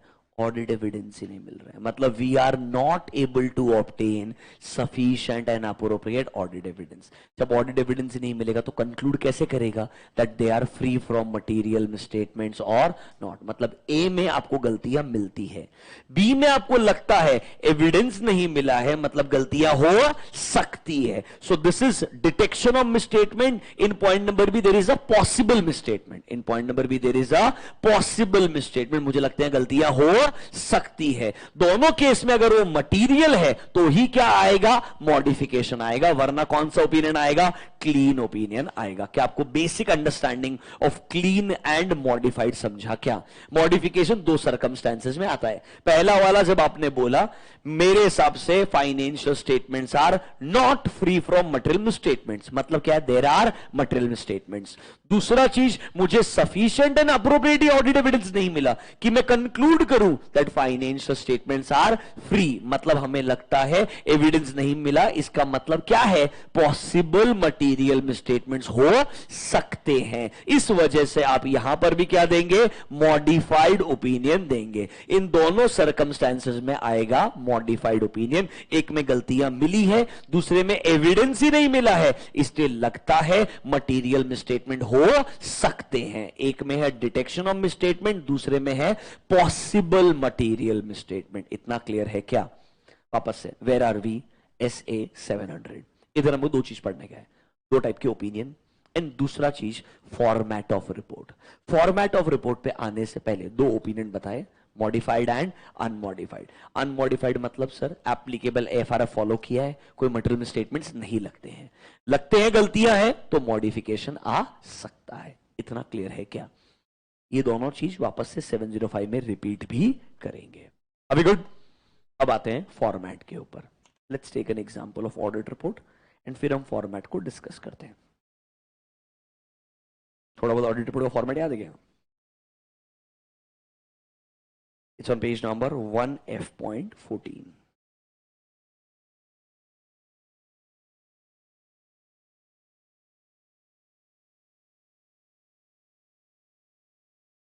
You'll see a format. Starting point हमेशा there is a title. Can you see a word? Independent Auditors Report. मतलब this is the title of your report जो क्लियरली इंडिकेट करता है ये ऑडिटर कौन है, इंडिपेंडेंट ऑडिटर है। मतलब कौन सा ऑडिटर है? स्टैट्यूटरी ऑडिटर है। सी ऐसा मत सोचना इंटरनल ऑडिटर इंडिपेंडेंट नहीं होता है, वो भी इंडिपेंडेंट होता है, ऐसा कुछ भी नहीं है। बट स्टैट्यूटरी ऑडिटर जनरली माना जाता है सबसे ज्यादा इंडिपेंडेंट होना चाहिए। पर इंटरनल ऑडिटर में याद है क्या एक लाइन में लिखा हुआ था, कंपनी का एम्प्लॉय भी इंटरनल ऑडिटर हो सकता है। अगर आप सेक्शन 138 पढ़ेंगे तो कंपनी का एम्प्लॉय भी इंटरनल ऑडिटर हो सकता है। मतलब आप एक्सटर्नल ऑडिटर के इंडिपेंडेंस को किसी से कंपेयर नहीं कर सकते हैं। यहां पर इंडिपेंडेंस बहुत ज्यादा इंपॉर्टेंट होता है, इसीलिए आपका टाइटल होता है इंडिपेंडेंट ऑडिटर्स रिपोर्ट। ये आपके रिपोर्ट का टाइटल है। अब आपके दिमाग में क्वेश्चन आएगा, सर ये रिपोर्ट मेरे को बनाने के लिए बोलने वाला है क्या? नहीं पूछेगा। They will not ask you to prepare a report, it is not possible, क्योंकि पूरे चैप्टर का जो वेटेज है उससे ज्यादा मार्क का तो क्वेश्चन बन जाएगा। तो मेरे से पूछेगा क्या? और रिपोर्ट में जो अलग अलग चीजें हैं, किसी एक स्पेसिफिक पैराग्राफ पे क्वेश्चन पूछेगा। या तो पूछेगा ओपिनियन में क्या आता है वो बता दो, या पूछेगा बेसिस फॉर ओपिनियन में क्या आता है ये बता दो, या मे भी पूछ सकता है what is EOM paragraph, what is other matter paragraph, what is scam paragraph, और एक आध पैराग्राफ को ड्राफ्ट करने के लिए बोल सकता है। एक आध पैराग्राफ को ड्राफ्ट करने के लिए। आज तक मैं बोलता था ड्राफ्टिंग नहीं आता इंटर में, नए सिलेबस के अंदर थोड़े क्वेश्चंस देखे, ऐसे है कि ऐसा लग रहा है कुछ कुछ गलती से फाइनल से कॉपी हो रहा है। कुछ क्वेश्चंस है ड्राफ्टिंग के on EOM, OM and KAM. मतलब अब मुझे लगता है एक आध क्वेश्चन ड्राफ्टिंग पे भी आ सकता है, वो भी आपको थोड़ा केयरफुल होना चाहिए। मतलब उसके क्या है सर, हमको पूरा रिपोर्ट का फॉर्मेट पता होना चाहिए, स्पेसिफिक क्वेश्चंस आइडेंटिफाई करने चाहिए। If they ask me contents of opinion, I should know what to write. If they ask me content of basis for opinion, I should know what to write. ये मेरे को पता होना चाहिए। Challenging part से शुरुआत कर रहा हूं थोड़ा बहुत, पर मैं अज्यूम कर रहा हूं कि एकदम बेसिक, अभी वो 210 शुरू करूंगा तो हर किसी को आंसर आएगा, उतना भी तो करके फायदा नहीं है ना। विल गो देयर, बट कुछ तो थोड़ा मेहनत करना चाहिए कि नहीं करना चाहिए? पक्का एग्जाम में क्वेश्चन पूछेगा बेसिस फॉर ओपिनियन पे 4 मार्क के लिए, contents of basis for opinion. Easy नहीं होगा आंसर लिखना, यहां पर आंसर चैलेंजिंग होता है, इसलिए आपको बता रहा हूं थोड़ा इंडिविजुअली डिटेल में जब डिस्कस करेंगे फोकस कीजिएगा, ठीक है। Let's start with contents. सबसे पहला चीज टाइटल हो गया। Can you see next to the members, मतलब ये रिपोर्ट किसको एड्रेस कर रहे हो? किसको एड्रेस कर रहे हो सर आप? मेंबर्स को एड्रेस कर रहे हो। क्लियर है क्या एकदम? Next, can you see a statement? It's a report on audit of financial statement. मतलब सिंपल एक इंट्रोडक्शन लाइन हो गई कि हमारा रिपोर्ट क्या है, एक फाइनेंशियल स्टेटमेंट्स का ऑडिट करने के बाद का रिपोर्ट है, दैट्स द टाइटल। जैसा एक इंट्रोडक्शन लाइन लिख के दिया है। अब आती है काम की बात। Can you see directly a word opinion? एक ऑडिट रिपोर्ट का ओल्ड फॉर्मेट भी होता था जहां पे डायरेक्टली ओपिनियन नहीं आता था। अब नया फॉर्मेट है, यहां पे डायरेक्टली हेडिंग आपको मिलेगी ओपिनियन, एंड ओपिनियन हेडिंग में आपको मिलेंगे 2 पैराग्राफ। आपको क्या मिलेंगे? 2 paragraph. This is paragraph 1 and this is paragraph 2। When they ask you a question कि what is included in the opinion heading, लोग क्या बोलेंगे? ओपिनियन आएगा। ऑनेस्टली आईसीए के सजेस्टेड आंसर में वही नहीं, आईसीए के सजेस्टेड आंसर में है paragraph 1। Will you read along with me? चलो पढ़ो मेरे साथ में, थोड़ा मेहनत करना पड़ेगा, आसान नहीं है भाई। We have audited the financial statements of ABC, which includes balance sheet, P&L, cash flow statement, and notes to accounts, including summary of significant accounting policies. ये other auditor वगैरह छोड़ दीजिए अभी के लिए। क्या एटलीस्ट ये बोल रहा है क्या हमने XYZ या लेट्स से इस केस में हमने ABC का ऑडिट किया? क्या कंपनी का नाम आ रहा है क्या? अरे हाँ या ना हो? क्या फाइनेंशियल स्टेटमेंट का ऑडिट किया वो रेफरेंस आ रहा है क्या? एंड ये भी बता रहे हो क्या फाइनेंशियल स्टेटमेंट में क्या क्या चीजें आती है? It includes balance sheet, P&L, cash flow statement, सब कुछ आ रहा है कि नहीं आ रहा है? मतलब ओपिनियन हेडिंग में क्या क्या आना चाहिए? वी शुड आइडेंटिफाई किस कंपनी का ऑडिट हुआ है, वी शुड आइडेंटिफाई क्या क्या चीज का ऑडिट हुआ है। मतलब फाइनेंशियल स्टेटमेंट के अंदर बैलेंस शीट आया, P&L आया, हर एक एलिमेंट का रेफरेंस आएगा। हमने ये बोलना चाहिए पीरियड कौन सा है, हमने ये बोलना चाहिए पीरियड कौन सा है। मतलब ओपिनियन हेडिंग में कंपनी का नाम, हमने फाइनेंशियल स्टेटमेंट ऑडिट किया, फाइनेंशियल स्टेटमेंट में क्या क्या इंक्लूडेड है उसका लिस्ट आना चाहिए, हमने किस पीरियड का ऑडिट किया है पीरियड का रेफरेंस आना चाहिए, फिर हमने इसका ऑडिट करने के बाद ओपिनियन क्या दिया है वो लास्ट में आना चाहिए। But opinion part is only 1 line, वो यहां पर है। इसके ऊपर सबसे इंपॉर्टेंट क्या है? इंट्रोडक्शन वाला पार्ट। ये सब आना चाहिए कि नहीं आना चाहिए? Should I show you the answer? normally ICA ने क्या लिखना चाहिए? Look at this, आराम से स्टैंडर्ड फॉर्मेट है, हमने 700 के अंदर पूरा लिस्ट बना के दिया है। This is your start of essay 700। Introduction पढ़ाएंगे आपको, डोंट वरी। मेन चीज है यहां पे जो पढ़ेंगे ऑडिट रिपोर्ट में क्या क्या आएगा। This is the list of elements, this is the list of elements, it's on page number 1F.3। इसमें से कुछ कुछ एलिमेंट्स इंपॉर्टेंट है जहां पे क्वेश्चन आएगा। टाइटल टाइम पास है, nothing but independent auditor's report. Next addressee, किसको एड्रेस कर दे? To the members. Can you see next one? Auditor's opinion. Mark this as important, this can be a specific question. पढ़ो जरा क्या लिखा है। The first section of auditor's report will include a opinion by the auditor, and heading क्या होता है? opinion। opinion section में क्या आता है? ये 5 पॉइंट अगर आप लिखेंगे आपको मार्क्स मिलेगा। पढ़ के देखिए जरा क्या लिखा है। पहले आइडेंटिफाई करना पड़ेगा हमने किस एंटिटी का ऑडिट किया है, स्टेट करना पड़ेगा फाइनेंशियल स्टेटमेंट ऑडिट हुए हैं, आइडेंटिफाई करना पड़ेगा टाइटल ऑफ ईच स्टेटमेंट, मतलब balance sheet, P&L, cash flow statement, yes और नो। अगला पॉइंट नंबर डी, रेफरेंस देना पड़ेगा नोट्स टू अकाउंट्स का। Including summary of significant accounting policies. And last point, हमने कौन सा डेट एंड पीरियड कवर किया है बाय ईच फाइनेंशियल स्टेटमेंट, वो रेफरेंस देना पड़ेगा। किधर भी आंसर में ओपिनियन लिखा है क्या?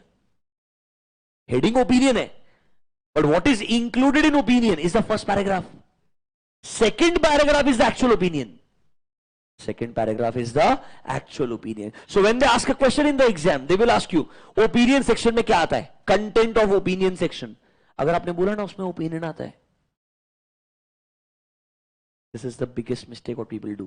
They believe they understand. There's nothing wrong with that. After understanding, also understand what I say wants.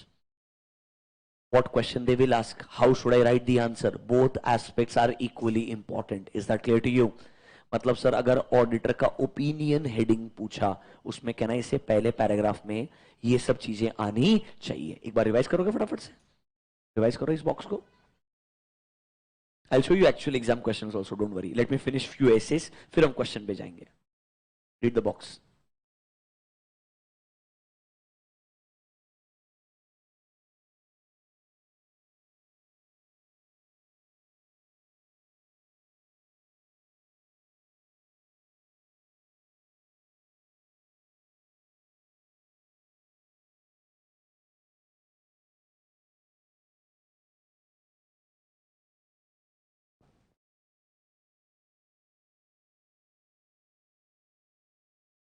ठीक लग रहा है क्या? जब ऐसे क्वेश्चंस आइडेंटिफाई करूं, दिमाग लगाने का, ढंग से पढ़ने का, सोचने का कि भाई ये पूछेगा, मैं को ये लिखने का है, और राइटिंग प्रैक्टिस जब करो इतना ही करने का।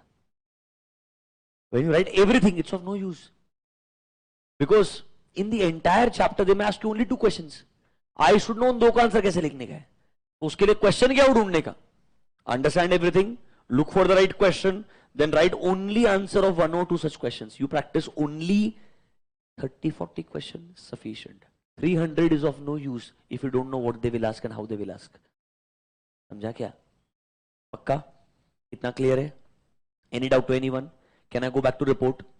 रिपोर्ट में ओपिनियन हेडिंग, उसके अंदर आएगा 2 पैराग्राफ। पहला वाला पैराग्राफ क्या लाएगा? इंट्रोडक्शन पैराग्राफ, उसमें सब आता है। सेकंड पैराग्राफ में क्या आएगा? हमारा ओपिनियन। ट्रस्ट में उसके लिए एक लाइन लिखने का है, auditor should express his opinion, खत्म। उसमें आपको in our opinion to the best of our, एक कुछ लिखने का जरूरत नहीं है, क्योंकि उसने पूछा ओपिनियन हेडिंग में क्या आता है। 2 पैराग्राफ आते हैं, पैराग्राफ 1 में ये 5 चीजें आती है, पैराग्राफ 2 में क्या आता है? हमारा actual opinion. Is that clear to you? 100%। आगे बढ़ूं?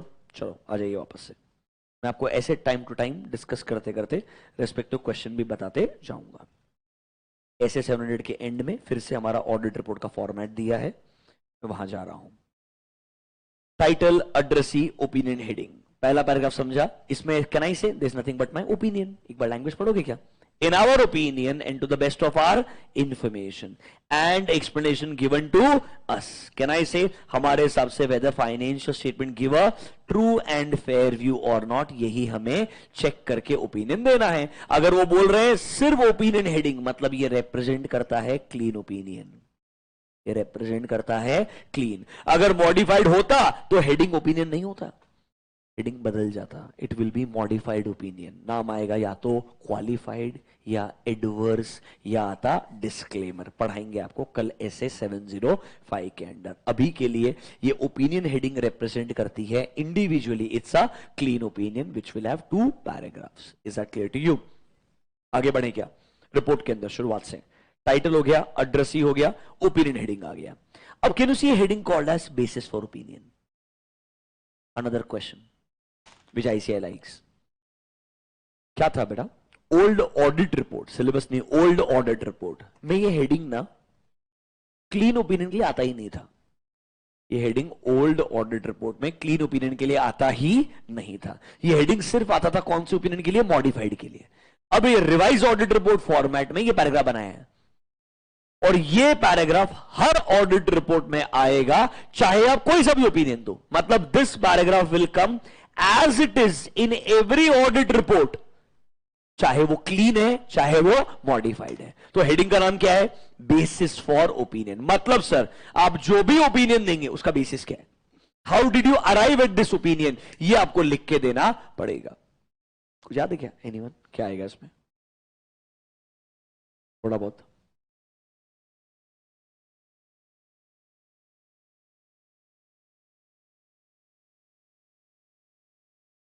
हम्म।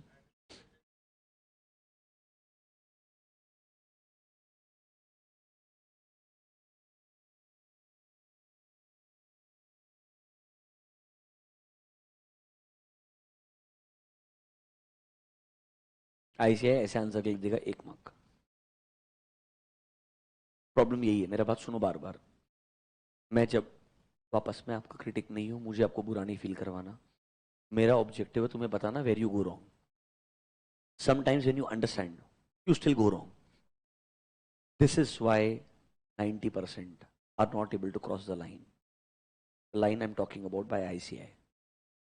आपको ये समझना जरूरी है, जब वो बहुत स्पेसिफिक पूछ रहा है कि बेसिस फॉर ओपिनियन में क्या आएगा, ये गलत है, ऐसा पूछना ही नहीं चाहिए। I agree with you. इससे वो क्या टेस्ट कर रहा है मेरे को नहीं पता, बट अभी हम उस आर्ग्यूमेंट में जाएंगे नहीं। कोर्स तुमने चूज किया है, समझ रहे हो मेरा बात? सिंपल फंड है, तुमको किसी ने हाथ पकड़ के जबरदस्ती बोला नहीं था साइन करने के लिए। You have chosen this, you have to pass, your objective is clear, so look for a solution, don't crib about it. So now if they ask me a specific question, basis for opinion में क्या आएगा, specific 4 point है, उसके अलावा कुछ भी लिख, 0। Anything connected थोड़ा बहुत की, ये जैसे बच्चे ने बोला, 1 नंबर मिल जाएगा। अब अगर ऐसे एक क्वेश्चन के अंदर out of 4 I just get 1, that means मैं स्ट्रेट फॉरवर्ड जो अच्छा एसेस है उधर स्ट्रगल करेगा। ऐसा करेगा तो देयर आर एसेस लाइक 320, उधर तो पक्का स्ट्रगल करेगा, क्योंकि मटेरियलिटी में तो बहुत सारा लिखा है। मैं आपको बार बार बोल रहा हूं, पहले जेन्युइनली, व्हेन आई से पहले मतलब आज के 6 साल पहले, आप 100 क्वेश्चन पढ़ो, उनको याद करके जाओ, उधर से पेपर आएगा। अब अगर मैं ऐसा क्वेश्चन बनाऊं, कम से कम 500 पेज के क्वेश्चन हो जाएंगे। It is as good as सब याद ही करने का है, तो कोई क्वेश्चन पे जाने का फायदा नहीं है। आपको हर एरिया पे जाना पड़ेगा। 700 what can they ask, if they ask me such questions there are going to be some logical questions. अभी ओपिनियन हेडिंग में क्या आएगा, लॉजिकल था कि भाई अगर मैंने ओपिनियन पढ़ा होगा 2 बार तो आंसर 2 मिनट में आ जाएगा। अगर मैंने ओपिनियन कभी देखा ही नहीं है तो आंसर नहीं आएगा। Are you understanding my point? So thought process change करो कि वो पूछेगा क्या और मुझे उतना ही लिखने का है। मेरे को जनरल कब लिखना है, जब मेरे को आंसर नहीं आता है। तुम्हारा प्रॉब्लम ये है, तुम हर क्वेश्चन में जनरल लिखोगे, वैसे भी थियरी में मार्क्स मिलना मुश्किल है, उस जनरल के अंदर उसका जजमेंट और मुश्किल है। एंड ये पता है क्यों हुआ है? Because obviously people went against ICI, तो मार्क्स नहीं देते। तो आईसीआई ने बोला मैं क्वेश्चन यही पूछूंगा जिसके लिए तुम मेरे से आर्ग्यू ही नहीं कर सकते हो। I tell you why, come here. अब अगर मैं बोलता हूं आपको ओपिनियन हेडिंग में क्या आएगा, अब ओपिनियन में क्लियर है, फर्स्ट पैराग्राफ में यही आता है, तू ये मत लिख। You can't fight with me in the court of law, तेरे को मार्क्स क्यों नहीं दिया? Similarly basis for opinion, same proper ऐसे 4 पॉइंट है, you don't write them you will not get marks. तो जहां पे जनरल दिमाग का एप्लीकेशन था वो पूछना बंद ही कर दिया, क्योंकि उधर लोग फाइट करने आ जाएंगे। Are you understanding my point? इसीलिए वो 56 मार्क खराब हो गया है। Are you understanding? वो 56 मार्क में सब स्पेसिफिक है, अलग अलग कॉर्नर से। मेरे को पता होना चाहिए किस किस कॉर्नर से क्या क्या पूछता है। हाँ, अंडरस्टैंडिंग का फायदा किधर है आपको मालूम है? MCQ 30 mark, correcting correct 14, this is your 44, this is where understanding will come. बच्चा 56 मार्क बाय डिफॉल्ट मान के चलो, स्पेसिफिक क्वेश्चंस सब के सब, ये अजम्पशन के साथ जाना चाहिए। If you go with this assumption you will be happy, your brain will know I have to write only specific answer, general writing will not fetch me marks. Is that clear to you? Keep this in mind. Now let's come to the question, basis for opinion में क्या आएगा? सुनना मेरा बात, opinion बनाने वाले ने क्या सोचा, पहले वो एक्सप्लेन करता हूं फिर आपका आंसर। हमने बोला आपने क्लीन ओपिनियन दिया, एक बात बताओ, ओपिनियन तक आने से पहले क्या मैंने ऑडिट करना चाहिए था as per SAs? I should fulfill my responsibility that मैंने ऑडिट करना चाहिए था एज पर एसेस, तब जाके मैं बोल पाऊंगा ना मेरा ये ओपिनियन है। मेरे ओपिनियन का बेसिस पहला यही होता है that I should conduct my audit, and how should I conduct my audit? As per standards on auditing. तो इधर पहला पॉइंट यही आएगा कि ऑडिटर ने ऑडिट कंडक्ट किया है in accordance with standards on auditing. Is that clear to you? अच्छा, मेरी ये जो रिस्पॉन्सिबिलिटीज होती है ऑडिट रिपोर्ट में एक पैराग्राफ में आती है, उस पैराग्राफ का नाम होता है ऑडिटर्स रेस्पॉन्सिबिलिटी पैराग्राफ। क्या होता है?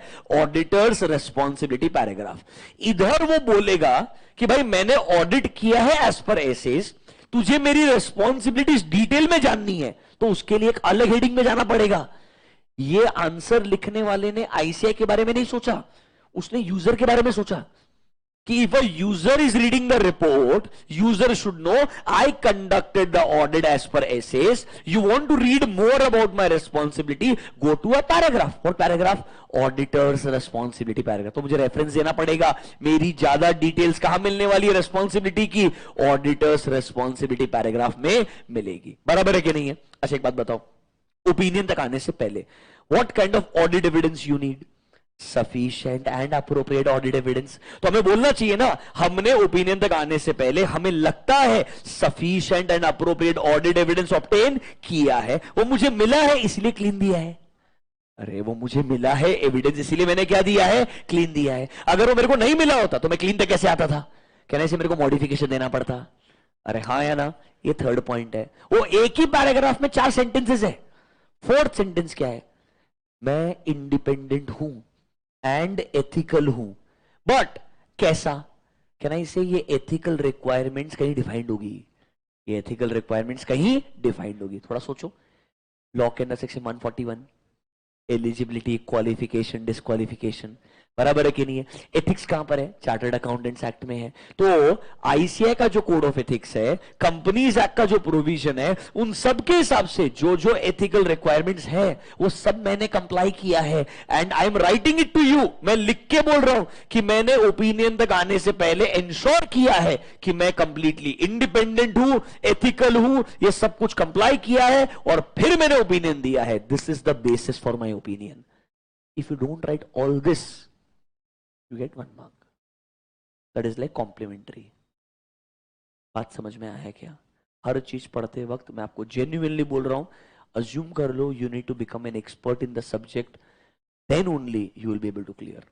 एक बात और, इंटरमीडिएट में जो आप पढ़ रहे हो, सेम एक्सपेक्टेशन फाइनल में है, same standards with other standards जो बचे हुए हैं, मिला के वेटेज 60 मार्क्स है। मतलब इधर का 50 और उधर का 60, 110 तो तुमको जिंदगी में लिखना ही पड़ेगा सीए बनने से पहले। Is that clear to you? Approach आज चेंज कर लो तो फायदा होगा इन बोथ द एग्जाम्स, क्योंकि अभी चेंज नहीं करोगे बाय फ्लूक पास हो जाओगे, उधर तो और मुश्किल है। Is that clear to you? आओ let me show you the answer. Basis for opinion देखो मेरे साथ में, बेसिस फॉर ओपिनियन में आना चाहिए that audit was conducted in accordance with SAs. हमने हमारे ऑडिट रिपोर्ट में उस सेक्शन का रेफरेंस देना है जहां पर हमने क्या लिखी होगी? हमारी रिस्पॉन्सिबिलिटीज। एक स्टेटमेंट लिखना है कि ऑडिटर क्या है? इंडिपेंडेंट है in accordance with ethical requirements, and हमने फुलफिल किया है all other responsibilities which is required as per these requirements. अब ये आईसीआई की रिक्वायरमेंट है, कंपनीज एक्ट है, चार्टर्ड अकाउंटेंट्स एक्ट है, किधर भी है मैंने फुलफिल किया है। Next, auditor believes that they have obtained sufficient and appropriate audit evidence, ताकि वो अपना ओपिनियन क्या कर पाए? बेस कर पाए। इसीलिए हेडिंग क्या बना है? Basis for opinion. समझा क्या? ये 4 पॉइंट लिखोगे तो मार्क्स मिलेगा, वरना नहीं मिलेगा। स्पेसिफिक क्वेश्चंस जानबूझ के पढ़ा रहा हूं, they are the dangerous ones, वरना 700 में इजी लगेगा, कुछ लगेगा ही नहीं, कुछ एग्जिस्ट करता है। बट जब तक ये नहीं सोचोगे समझ में नहीं आएगा। क्या आपको ये चारों पॉइंट थोड़े समझ में आए क्या? आइए, let me show you that paragraph in the example. Spend 2 minutes. I am going to the audit report format in 700। Can you see heading basis for opinion? आप एक काम कीजिए, पूरा पैराग्राफ पढ़िए, आपको लिटरली लगेगा उसने पैराग्राफ भी उठाया, 4 टुकड़ों में डिवाइड कर दिया, एज गुड एज पैराग्राफ लिखने के लिए बोल दिया। पढ़ के देखिए, पेज नंबर 1F.14।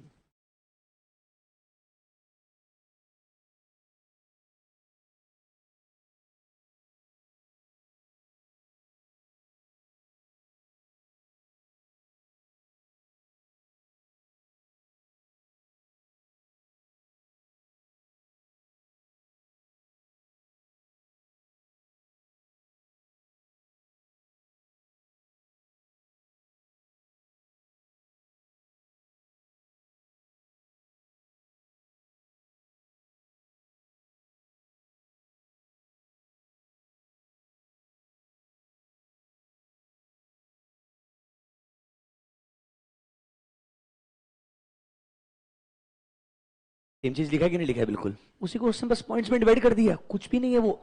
ये टफेस्ट पॉसिबल क्वेश्चन है। ये दोनों क्वेश्चन फाइनल में कम से कम 4-5 बार रहे, इंटर के अंदर सेम एटलीस्ट 3 बार रिपीट हुआ है। I am just telling you, you need to have the right approach, that's it. अब इसमें ना आर्ग्यू मत करो, ऐसा क्यों है, ऐसे क्वेश्चन का ऐसा आंसर आना पड़ता है, बात खत्म। समझ में आया क्या? क्योंकि अभी आर्ग्यूमेंट करने का टाइम नहीं है अपने पास में। Is that clear to you? अच्छा सुनो, अब एमसीक्यू में क्या क्वेश्चन पूछ सकता है जो मेरे को लगता है परेशान? एमसीक्यू के लिए कुछ और नहीं करना होता।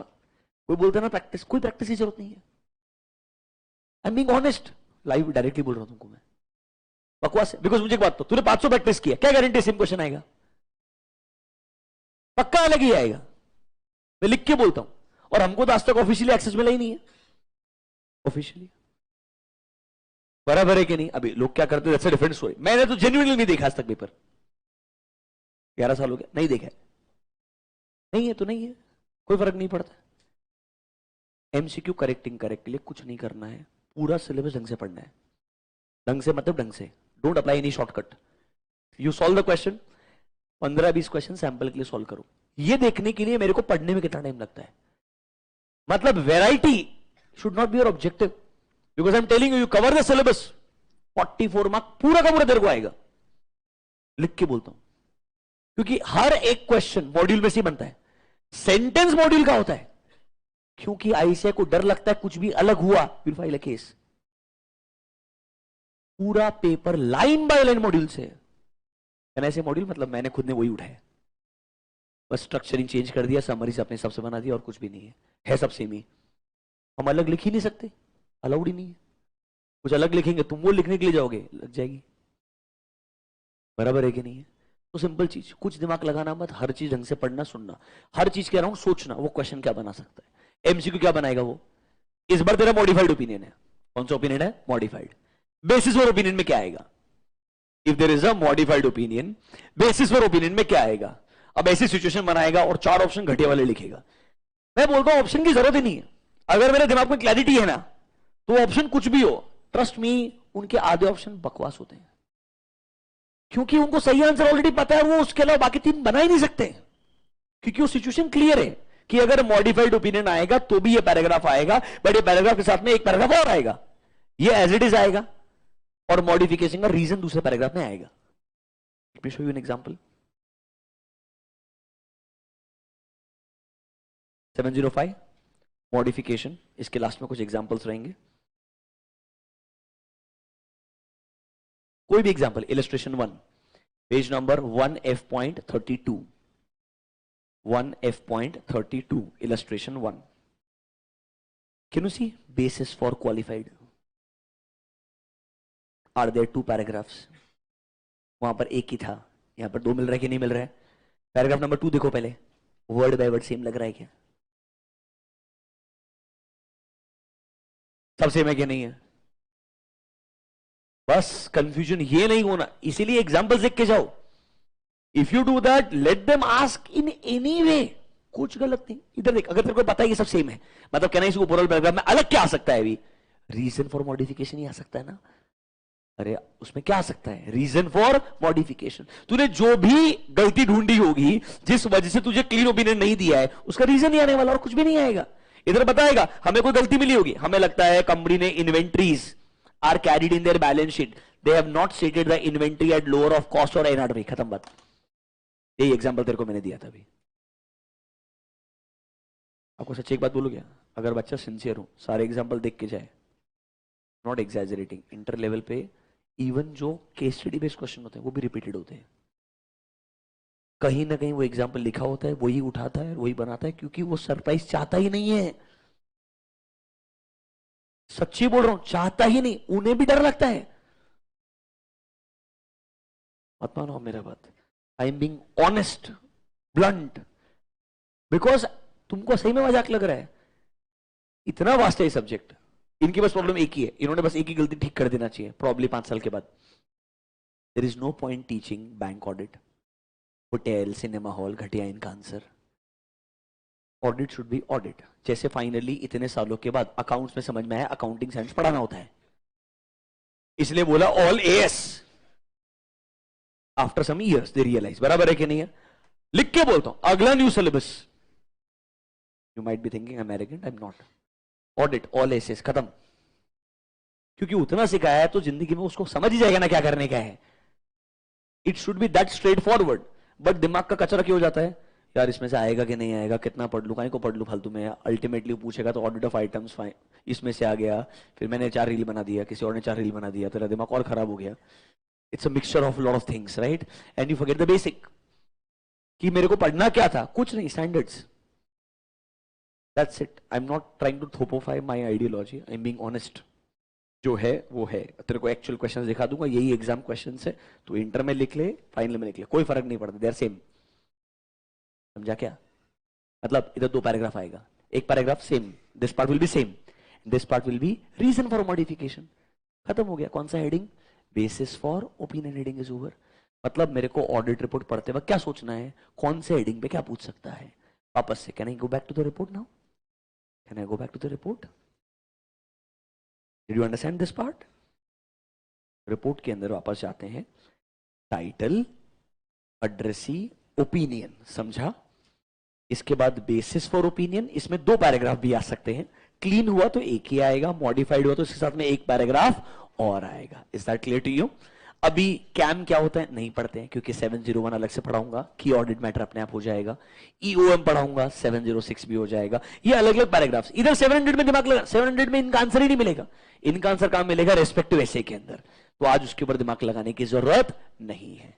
Is that clear to you? मेरे हिसाब से एक ही चीज और पढ़ने लायक है, वो है auditor's responsibility paragraph. But honestly it's a summary of all important essays.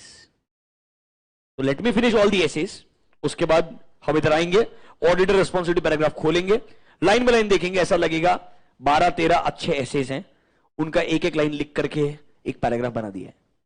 This entire paragraph is nothing but summary, not even summary is also joke. एक line, auditor should identify and assess risk of material misstatement.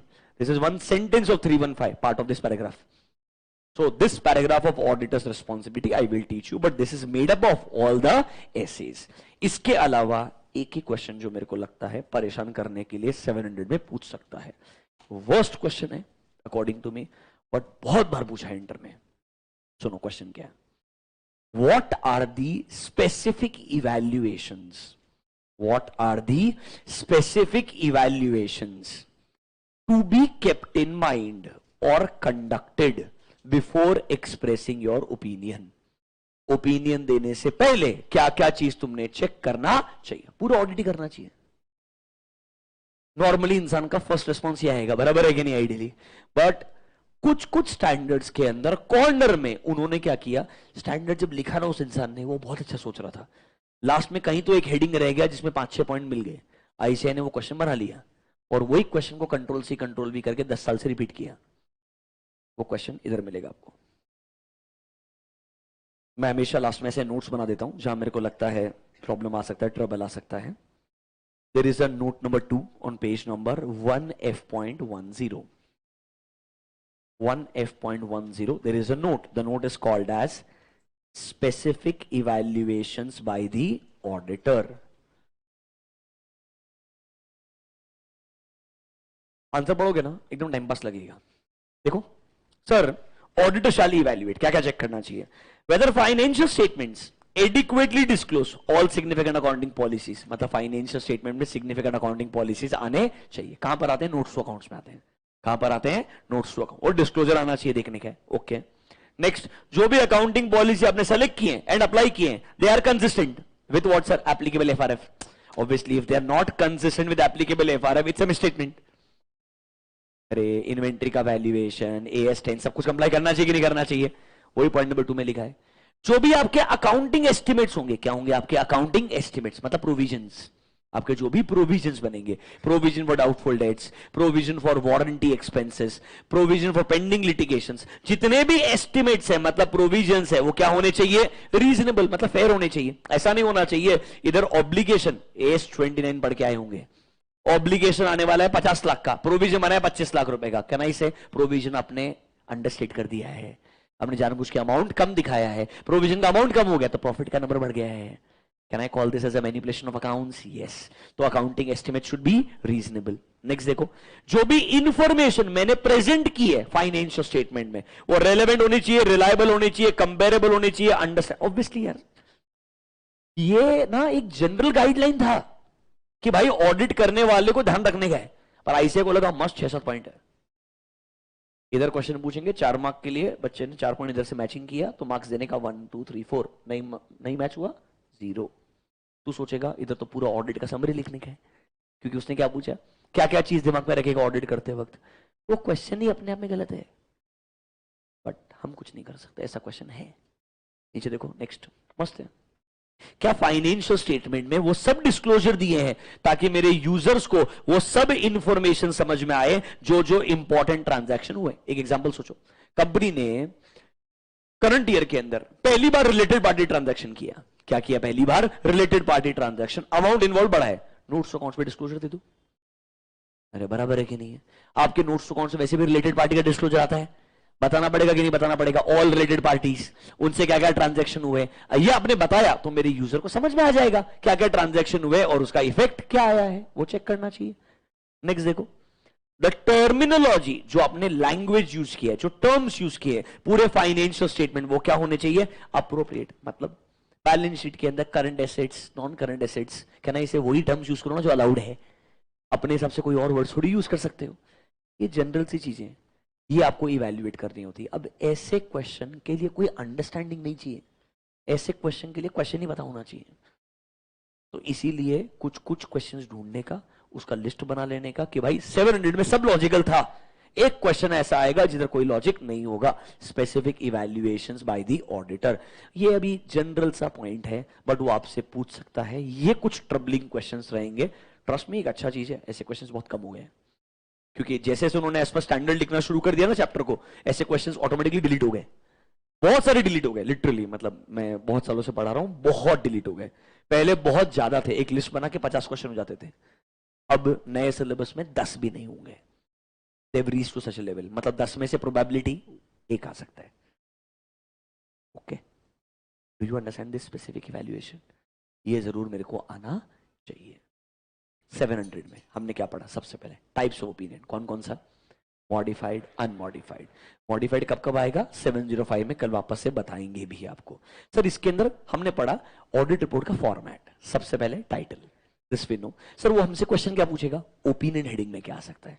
2 paragraph आते हैं sir. Introduction, हमने किस company का audit किया, उसमें financial statement में क्या क्या ऑडिट किया, कौन सा पीरियड कवर हुआ, फाइनेंशियल स्टेटमेंट में भी हर एक एलिमेंट बताना कि बैलेंस शीट आता है, पीएनएल आता है, नोट्स टू अकाउंट्स आता है, बराबर है कि नहीं है।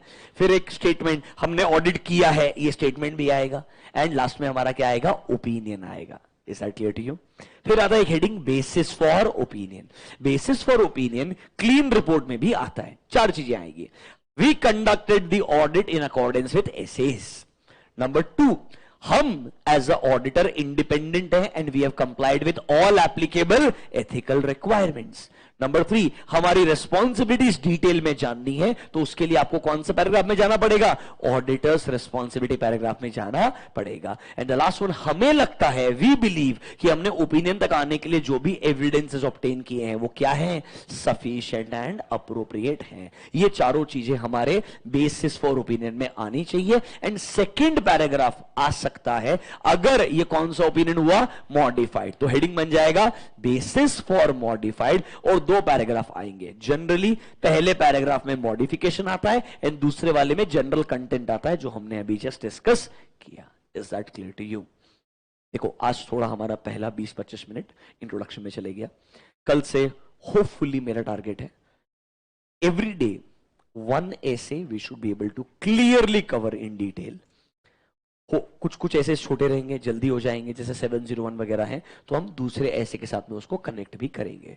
पहले हम रिपोर्टिंग वाला पार्ट खत्म करेंगे, फिर मैं डायरेक्टली 300 वाले पार्ट पे जाऊंगा, दैट इज द प्लानिंग वाला पार्ट। अभी good online students, I hope आपको इस सीक्वेंस समझ में आ गया होगा, यही हमारा अप्रोच रहेगा। अच्छा ऑनलाइन स्टूडेंट्स प्लीज ऐसा मत समझो मैं तुम्हारा चैट देख रहा है, पर मेरे एक बात समझो, तुम में से कुछ कुछ लोग ना बहुत जनरल चीज पूछ रहे हो। मुझे अप्रोच पता है, तुमने स्ट्रिक्टली ये फॉलो करना है, ज्यादा दिमाग का इस्तेमाल नहीं करना है। कहीं डाउट रहेगा वो मैं पक्का देख करके एड्रेस कर देगा। अभी good, thank you guys, have a good day, I will see you tomorrow same time 4:30 PM। ठीक है, चलेगा? आपको फ्लो समझ में आ रहा है? आज से पहला ऐसे शुरुआत किया था, कल से मेजर हम पिकअप करना शुरू करेंगे। ठीक है guys, thank you online students, I will see you tomorrow, have a good day, bye bye.